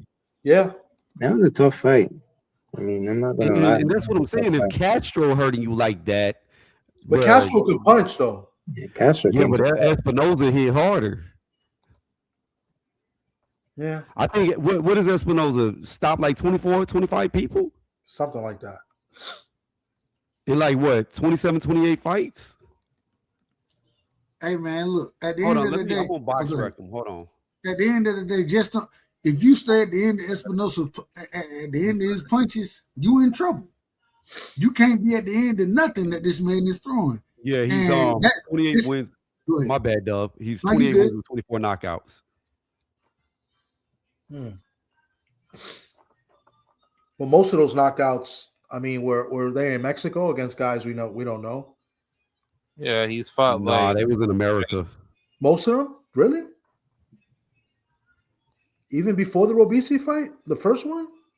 Out of his last 4 fights, 3 of those were in America. No. I'm saying ever since he won the title, did he beat Robeisy? But before Robeisy, a lot of those fights were in Mexico, if I'm not mistaken. I'm not looking at it. I could look it up. Yeah. You go prior to then, probably 90% of his fights were in Mexico. But I'm talking about since he's got on top, the last 3 out of the 4 fights have been in America. Okay. Yeah. And he's a top-ranked guy too. So his last fight, I felt he fought somebody good. I forgot who did he fight. Was it an Asian guy or something like that? Let me look this up. It was like an Asian Arnold, guy. The dude that Fulton fought before. Yeah, it was Arnold. I don't remember how the fuck to say Arnold Key guy. Yeah. Fulton fought him, and the other guy. He's he looks Asian. He's from the Ukraine. A lot of these Russians look they look Asian. They look. Well, they are Asian, but Yeah, a lot of the U.S. Asian bloodline. The USSR used to go into Asia. That's why. Yeah, that was and that guy was tough. Yeah, well, Siberia is also connected to the Eurasian, continental region. Yeah, his name is Kegai. Yeah, he stopped him, and he's tough because he fought Joey Gonzalez to a close fight. I mean, Espinoza's hitting hard. I just think Yeah. Espinosa, he's just like a dirty fighter. Like I don't Some really elbows, man. The same thing with all tall fighters. You got to watch the elbow. And Fundora too. Yeah, I mean Fundora, like he's like a particular outlier where like obviously when you're tall and lanky, you should be using like your height to box, not really trying to like brawl it out with guys that that okay, if you're gonna be fighting, guys that are shorter than you, why try to turn it into like a dirty dog fight when you know that you have all that height? But K-Rod, you got to understand, these people came up at a time, and even though they were taller, and I don't know when they actually got that tall. But my thing is when you come up, and a lot of times, shit, if you taller than individuals, the first thing that your coach trying to teach you is how to fight on the inside, because that's where they're gonna attack you at.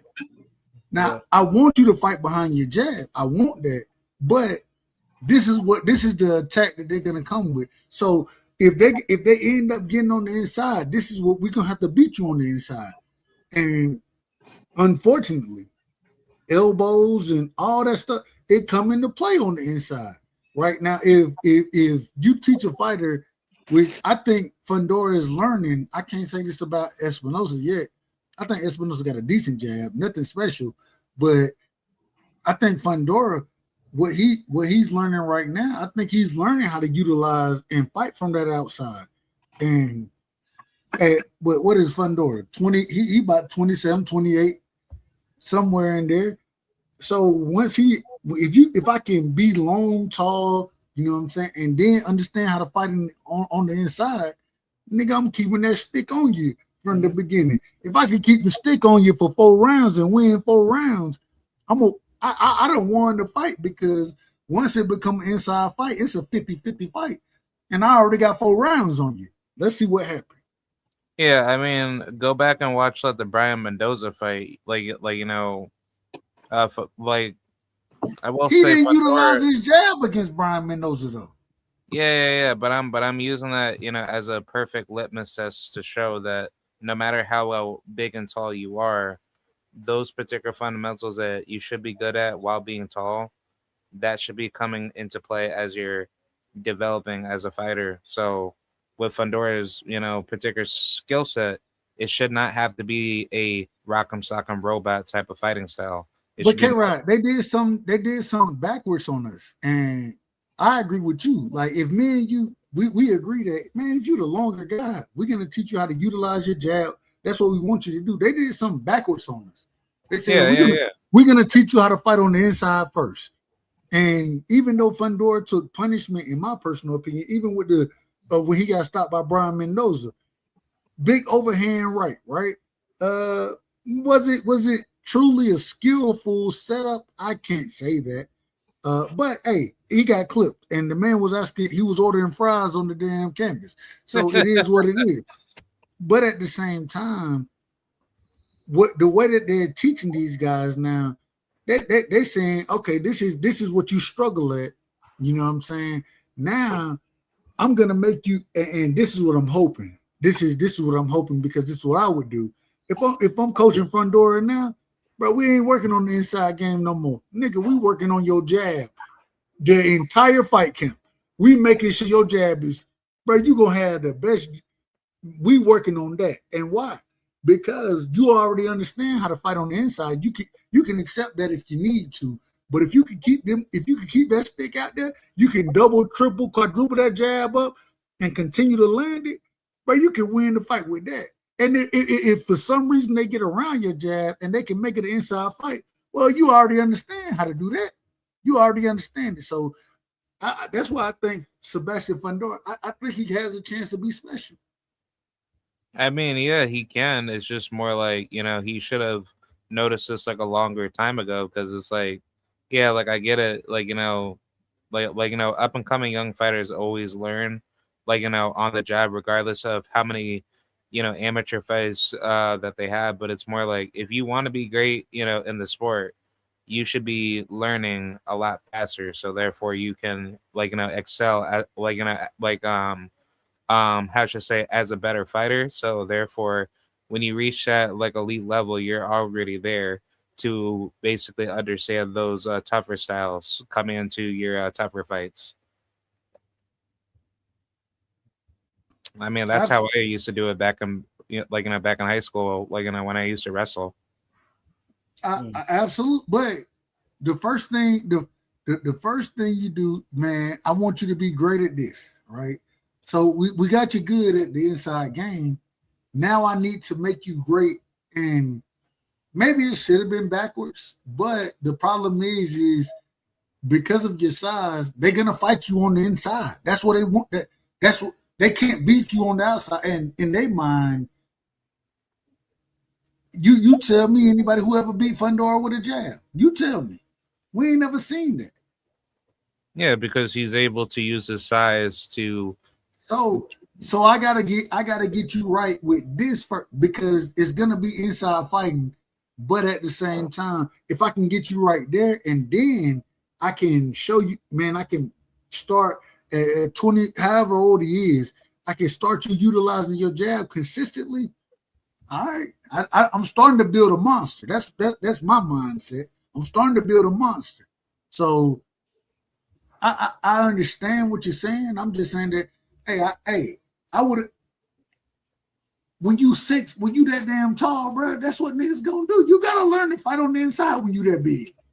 I was actually gonna probably use I was gonna use another fighter that's similar in that particular regard. Who was like that other fighter that was good on the come up? He was very tall and super lanky. I was gonna use maybe Jamonte Clark, but I think Jamonte Clark, he's like a good pure, established, boxer.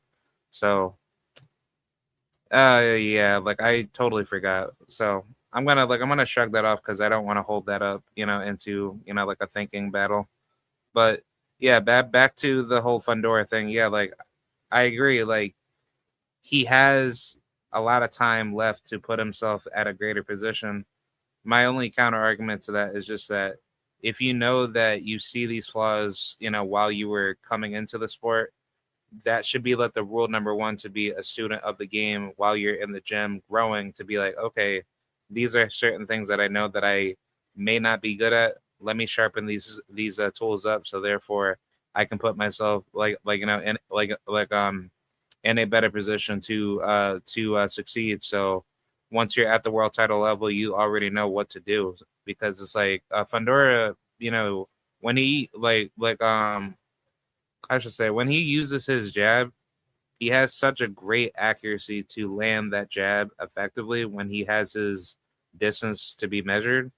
But if you could put that next to a trainer like a Ronnie Shields, or let's just say Buddy McGirt, or anybody that knows those higher level fundamental knowledge, Fundora, he would be a absolute problem. It's just more having that level of consistency. So therefore, that level of training can be known, at a much earlier stage to showcase that particular, high level ring IQ. But the thing is, and I agree with you. I agree. And if it was me, I don't think I would allow him to even get for Brian Mendoza to even get close to land the overhand. If that was me. But one thing I do always understand is hell, I see things, and I ain't no boxing trainer. So what these guys see, they may know more, or they may see things totally different from the way I do. My thing is where we're at now. We have to work off of what we currently have. We can't do nothing about the Brian Mendoza fraud order night. We can't do nothing about that. But what we can do something about is the next fights that we have coming up. If you want to fight on the inside, cool. But you're not gonna, and shout out to Brian, or not Brian Norman, Bernard Hackett. Bernard Hackett, he told us, had a chance to ask him about Jalil fight. Bernard said, man, hey Shouty, I'm using his lingo. Hey Shouty, you got these rounds right here. You know what I'm saying? Now, when you get out those rounds, these are my rounds where I'm gonna coach you to, hey, fight behind your jet. I'm a coach you behind that. But you got these first four. I'm gonna say four. You got these first 4 rounds to do what you gonna do. After that, I got the rest of it. You know what I'm saying? And I think Sebastian Fundora, I think he a fighter, but I think he's smart enough to understand that, nigga, if I could just sit there and pump that jab and yeah, all right, you close the distance. I got uppercuts for you all day. I can throw an uppercut from the other side of the ring. Close the distance if you want to. Let's see what happens. You feel me? That's how I look at it with Sebastian Fundora. But we got to see what happens. I can't wait to see the Tower Inferno against either Boots or against Xander Zayas. I think those are major fights. You know what I'm saying? I think those are huge fights in the sport of boxing. And well, for true boxing heads, most folks don't know these guys, but I think for us, I would love to see both of those fights, Boots and Xander against Fundora. Man, those are both 2 great fights. You know what I'm saying? And I ain't gonna lie, man, Keith Thurman getting knocked out. Well, I ain't gonna say he getting knocked out. He might survive. He crafty, but he getting beat up in that fight, bro. He getting beat up. Yeah, I think Keith Thurman could possibly be Fundora. I think Keith has that veteran level skill that can possibly upset him.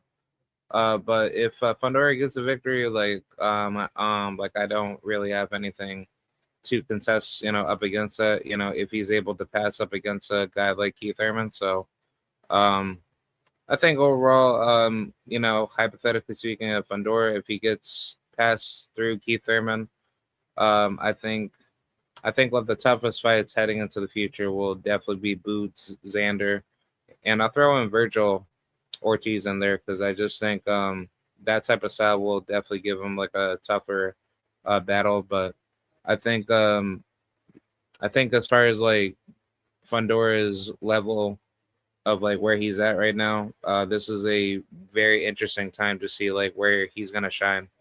K-Rod, I want to ask you, K-Rod, we watched Xander get knocked down by Boychek twice, I believe. Correct me if I'm wrong there. I might be wrong. Yeah, you're talking about Virgil. Xander never fought. No, I didn't say, my bad. I meant Virgil. Yeah. I apologize. We seen him get knocked down twice against Boychuk. And I ain't even gonna lie, I thought Boychuk struggled against Butayev, an individual I thought that was retired, that was training other fighters. And the last time we seen Butayev fight, last time I seen him fight was against Stanley Onis. I picked him to win. He lost the fight. He ain't got no problem being wrong. Man, I don't think that if you go up and I ain't gonna say go, I mean, Sergey or Boychuk struggled in that fight, in my personal opinion. I thought he got hit with some body shots from Butayev that he struggled with. Yeah. If that happens and he knocked Xander down twice and won the fight, bro, I ain't gonna lie to you. Xander looking more and more like food right now, respectfully. What's your thoughts?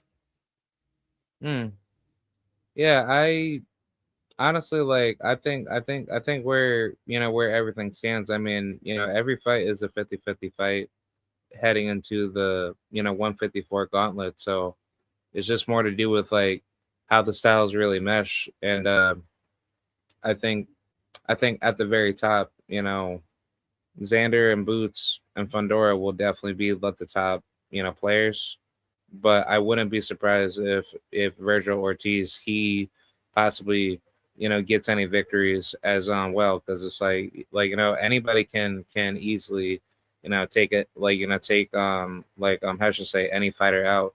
And I think just as far as like the fundamental concept of how every fighter fights, it's just more like a lot of fighters are really in it for the strength and conditioning of how they fight with like their style, and very few fighters have like very gifted fundamentals to actually display it at a much higher how should I say like elite level, where they can actually display some form of a separation when they're going into bigger fights. So I think 154 is a true gauntlet of like athletically gifted fighters, but as far as like the skillful gifted talent of like where where every fighter has like their own particular unique style, it's very hard to differentiate how this fighter could beat that fighter just based off of like what we're particularly speculating off of how we're seeing these fights, hypothetically going down.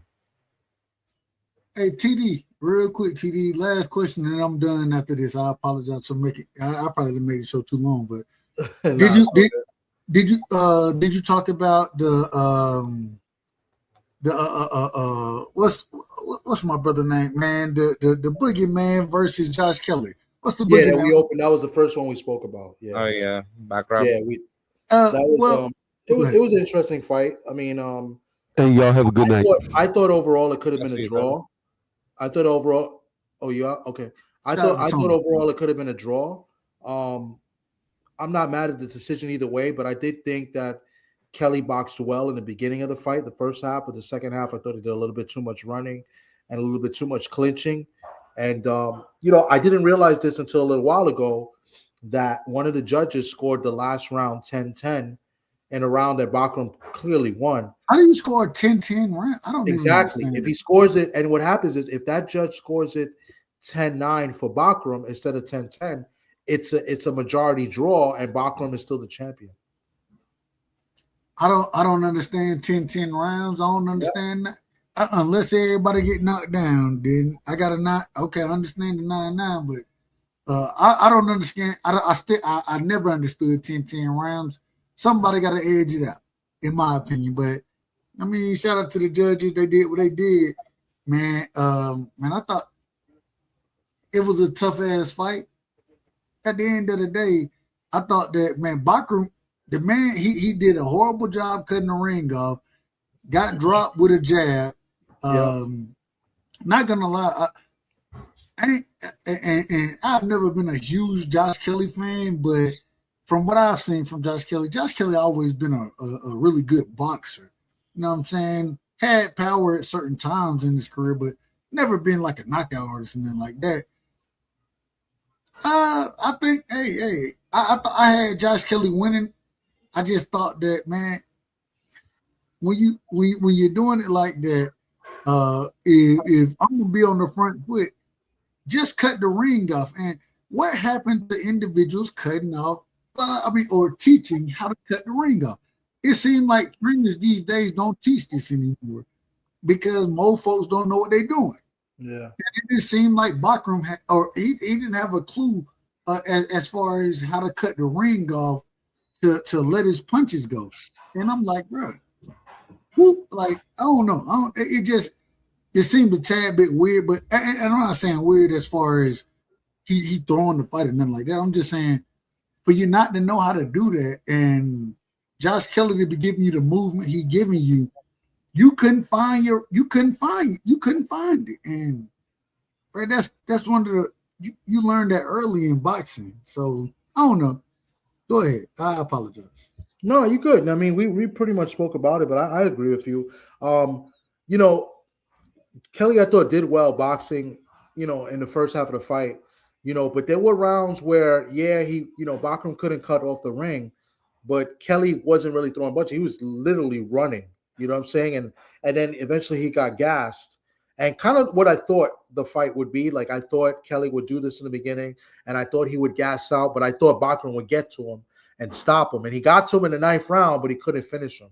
I think Kelly did a good job holding on and surviving in those last few rounds. Because that brother survived. That brother survived. You know what I'm saying? But this is what happens when you're not in the ring. When you're inactive for over a year, you're not cutting off the ring, and there's some things you're not doing because you're not in the ring. You know what I'm saying? Activity matters. So I mean that's kind of Bakram's fault, his management, his team, whatever you want to call it. They got to be in the ring more often. So they're looking like they're going to protest this fight. Protests usually never work. Why are they protesting? Because they protested the 10-10 round. Man, they out of order. No, well, I think they got a good case because 10-10, when do you see 10-10 rounds? That's ridiculous. But this is the problem. Anytime you protest it, so unfortunately, this is unfortunate for the sport of boxing, and we've said this for the judges. Hey, we done seen 9-9 rounds. We done seen 10-10. I mean, it's up to the judge technically. So if the judge is saying they can't score, they probably need to be admonished. And I don't know if you, hell, hey, Doug Brightside is willing to be a judge for any fight. I judge better than any of these guys, but I don't think you can't just sit here and take it away after the scoring that happened, because if we do that, then it's a ton of fights that we need to be taking away out here, respectfully. Yeah. So I just don't think you can do that. But at the end of the day, man, we need go ahead. Yeah, they'll probably issue a rematch, and we'll see that. And it's unfortunate for Xander and Boots, who are looking to try to get that shot with Kelly, because I think Boots and Kelly were really in the works. That was supposed to be next, and Xander was looking for it. Did they have the rematch? Did they have the rematch in the contract? No, I don't think so. I think the IBF is going to probably just mandate that fight. Okay. Because of protest. I mean, let's see how things play out. But at the end of the day, Bakram, you got to be more active. You got to get in the ring a little bit more, and you can't be fighting once every year in 3 months. You know what I'm saying? So, man, at the end of the day, TD, I'm gonna end this, and I know you about to shut it down, but everybody done jumped off on us anyways. But man, stay active, fighters. Please stay active.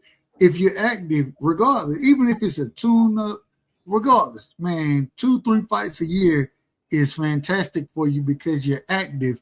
And when you have that year and a half layoff, and I say this respectfully, TD, did you cover the Zuffa card? No, I didn't get a chance to do that. I thought it was I mentioned it a little briefly, but I didn't get to cover it. Well, the brother Hot Rod ended up fighting what's the other brother name? Oh my God, I can't call his name right now. Any other day I call it. But he was getting beat up. We was expecting him to lose. And he came out, he started running down the middle and got the stoppage. You know what I'm saying? Do you remember that fight? Respectfully, I don't know if you remember. You said Hot Rod? That's what they called him, brother. If I say his last name, you're gonna think you might think I'm having a seizure when I'm trying to say that last name, because I can't say it. But it was Hot Rod versus who is he? Oh, I know what you're talking about. I can't remember that, but where the guy got dropped a couple times and he came back and he got the knockout. Yeah. That hey, shout out to my sister, man. Shout out to Shawa. Vosnik is what they call him. Vosnik. Yeah. That's it. Yeah. I didn't get the names, but I know what you're talking about now. Yeah. Vosnik was putting hands on the man. That was a great fight. The card overall was excellent. I love the card, respectfully. And then Hot Rod, that nigga started running that shit down the middle on his ass. And and this was the great part about it. One of the things I always talk about, he went up and down with that backhand, right? Went with the stab jab, or it wasn't even a jab. He went the back to the backhand to the body. You know what I'm saying? Straight down the middle, jab, and then he feinted it down to the body and came upstairs with it, clipped Vosnik. And I thought Vosnik was gonna stop that man. I thought he was gonna stop him. And man, shout out to Hot Rod, man. That's what I love seeing that in fights. The reason I love seeing it because it show you that if you can dig deep and truly stand on yours, then you got a chance in any fight. We always talk about a puncher's chance. It got to a point I was like, man, this man got a puncher's chance. Yeah. And he started running them out, and that damn puncher's chance landed accordingly. And man, shout out to Hot Rod, man. That was fighting. I love that fight, man. That was I appreciate it. He got dropped early in the round, like twice.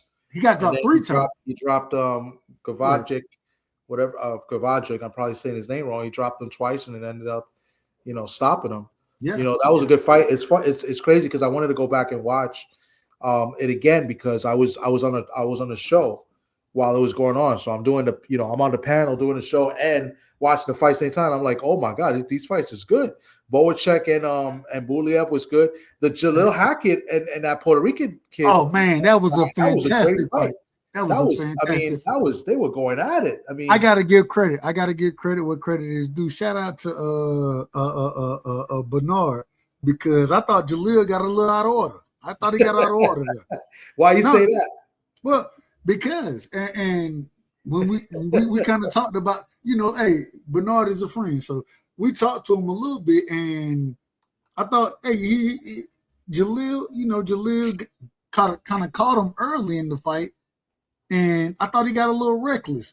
My thing is the most brilliant thing I heard, and I say this respectfully, the most brilliant thing I heard from a corner this past weekend, and here we in the weekend now, but last weekend, let me say it that way. Man, Coach Bernard was like, bro, what's wrong with staying on the jab? What's wrong with it? Ain't nothing wrong with that. And when Jalil stood on that jab, he controlled the fight. But when he went in there to fight, right, that's when he was in trouble. That's when he got clipped. And I think that was the fifth round, somewhere in there. He got clipped because he went in there to fight. Yeah. But and then I'm listening to man, just stand on your damn jab, man. What's wrong with it? Yeah. And I think a lot of fighters got to understand that. Sometimes, man, you ain't gonna be able to knock everybody out. No, but if you got boxing skills, man, fight behind your jab. You could. I think if Jalil would have fought behind his jab that entire fight, he could have lined some shit up. The problem is he went in there slugging at certain times. Yeah. And I'm like, bro, he was getting you slugging with a slugger. It wasn't just the 6th round, because it was like the 3rd or 4th round that Puerto Rican dude hit him with like an uppercut. I was like, oh, yeah, and he like buckled his knees. Like, I mean, listen, they went at it. I mean, I thought Jalil won the fight, rightfully so. It was a majority draw, but I thought he won the fight. But that was a very entertaining. The card was great. That was a great card.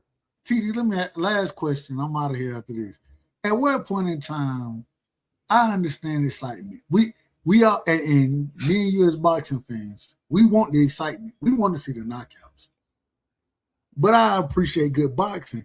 At what point in time do these guys understand that, man, they ain't always got to knock somebody out? I can box. And we see individuals, and they're going to get criticized. Shakur, he went out there in a boxing masterclass. 12 rounds to none, in my personal opinion. Y'all want to give T.O. a round, that's fine. 11-1.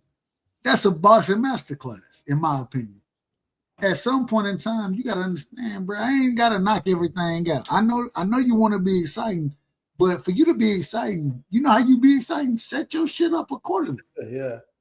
Man, you hit that nigga with jab, right hand for 5 rounds. Man, I can start hooking off that damn jab. It's so many things I can do, but I gotta start with my jab. And I don't know. I just don't think a lot of these fighters understand it. But TD, man, go ahead. I appreciate it. Right. I think a lot of fighters are now, they a lot of boxers are going in there with the mentality of fighting more than boxing. I think that's what it is, and it's like, my guy that I like a lot, I think Shu Shu has that mentality, because I was mentioning it a little while ago. Shu Shu came up as a boxer, kind of a boxer puncher, but he just likes to get in there and fight more. He's a real fighter, and that's what a lot of these guys you see now, they want to get in there and mix it up. Listen, Keyshawn, I think he's a real dog. He went in there and he fought a little bit too, but he was sharp. You know what I'm saying? I think you can go in and have the mentality to fight, but if you could do what Keyshawn did against Jermaine, come behind the jab and just be sharp with your punch placement. I mean, we're gonna call you in order. We're gonna call you in order around here. Yeah, that was a great performance by Keyshawn. I mean, you don't have to go in there and just go guns blazing. You could have some fundamental and skill behind that. You know what I'm saying? So, but listen, I got to get out of here. I appreciate you coming up, man. This has been great. Love you, bro. This is the longest live I've done in a while, but it was great conversation. Socrates just hit me up on the text and said you didn't need me today. Everybody up there gave great point of views. So shout out to Tony Reviews for coming up. I appreciate him because he's very knowledgeable. My man K-Rod was up in here too. Salute to you. Teach, appreciate you. I'm sorry we didn't get to link up at the fight last week, but thanks for coming up. FaZe, first time coming up. You're welcome anytime. Thanks for coming through as well. My man Never Folds, that's my guy. We linked up at the fight last week as well. He's a good dude. A little bit of a hater, but he's definitely a good dude. So salute to him. My man D Free, of course. Salute to you, my co-host. And I think I got everybody. If I missed you, I apologize, but I appreciate it. Well, you missed me. You missed me. Oh, I didn't. No, I'm joking. I'm joking. Hey, love you, TD, man. Appreciate you allowing me to rock with you. Keep doing your thing. You was man, in order this week. I'm trying my best to be in order, man. Y'all just don't know. I be working so hard to be in order. It's not in my nature, but I'm trying my best to be in order. It is what it is. I appreciate you being in order this week. Like I said, it was a great weekend of boxing last week, and then it was great to have a good discussion about it. Everybody gave great point of views and great topics and great points. So this is my man Clarence. My man Clarence. He go live every day. He always has no duck in the building. Shout out to Duck. But yeah, I definitely appreciate you guys. I got to get out of here. Shout out to Champ Ross. We gotta say shout out to Champ Ross as well. We gotta say shout out tomorrow. I'll be dropping at least one video I'm working on right now. I'll be dropping. It'll be about Shu Shu. Might be a second one, and we're probably gonna go live tomorrow night or sometime in the afternoon. It's gonna be a Super Bowl live. So you're welcome to come on as well, Dub. We're gonna talk about the Super Bowl. Wait a minute, y'all out of order. Listen. Why? Cause y'all I'm gonna be honest, TD. I'm truthful. Man, y'all got DeMarcus Lawrence over there. He's showing up and showing up. Shout out to him. Shout out to Tank Lawrence. I'm a fan. He a former Cowboy. I'm a fan. That brother, I swear to God, TD, that brother said, man, I can't win a Super Bowl with the Cowboys. And now this man, he left one season and now he in the damn Super Bowl. Crazy. My God. I say, and I love that brother. I love him because he put so much into the Cowboys organization. So, man, I ain't even gonna lie. I'm rooting for y'all. I'm rooting for y'all simply because I want Tank to get Tank Lawrence or DeMarcus Lawrence. I don't know if y'all know him as Tank, but I want that man to get a Super Bowl. So I'm rooting for y'all. I can't wait for y'all to go out there and put hand because the Patriots ain't worth a damn, in my personal opinion. But good luck, man. I'm rooting for y'all. I'm rooting for y'all. Well, we'll be live tomorrow. We'll talk about it. I'm sure the haters will be in as well as maybe some people actually rooted for the Seahawks. We'll break it down. Maybe we'll talk about some of the awards that were just given out yesterday. MVP, Rookie of the Year, Offensive Player of the Year, et cetera, et cetera. We could talk that, talk about the season in general. And then, Sunday is the Super Bowl. So just look out for that. Definitely appreciate everybody that came through and hit the like button and came through in the chat showing love. We'll be back tomorrow. And, of course, we'll be back next Friday as well as next Thursday, keeping in the ring with my man, Rich Mancuso. You guys have a great, great night. I definitely appreciate everybody up in here. And we'll see you soon. Peace. Take care, guys.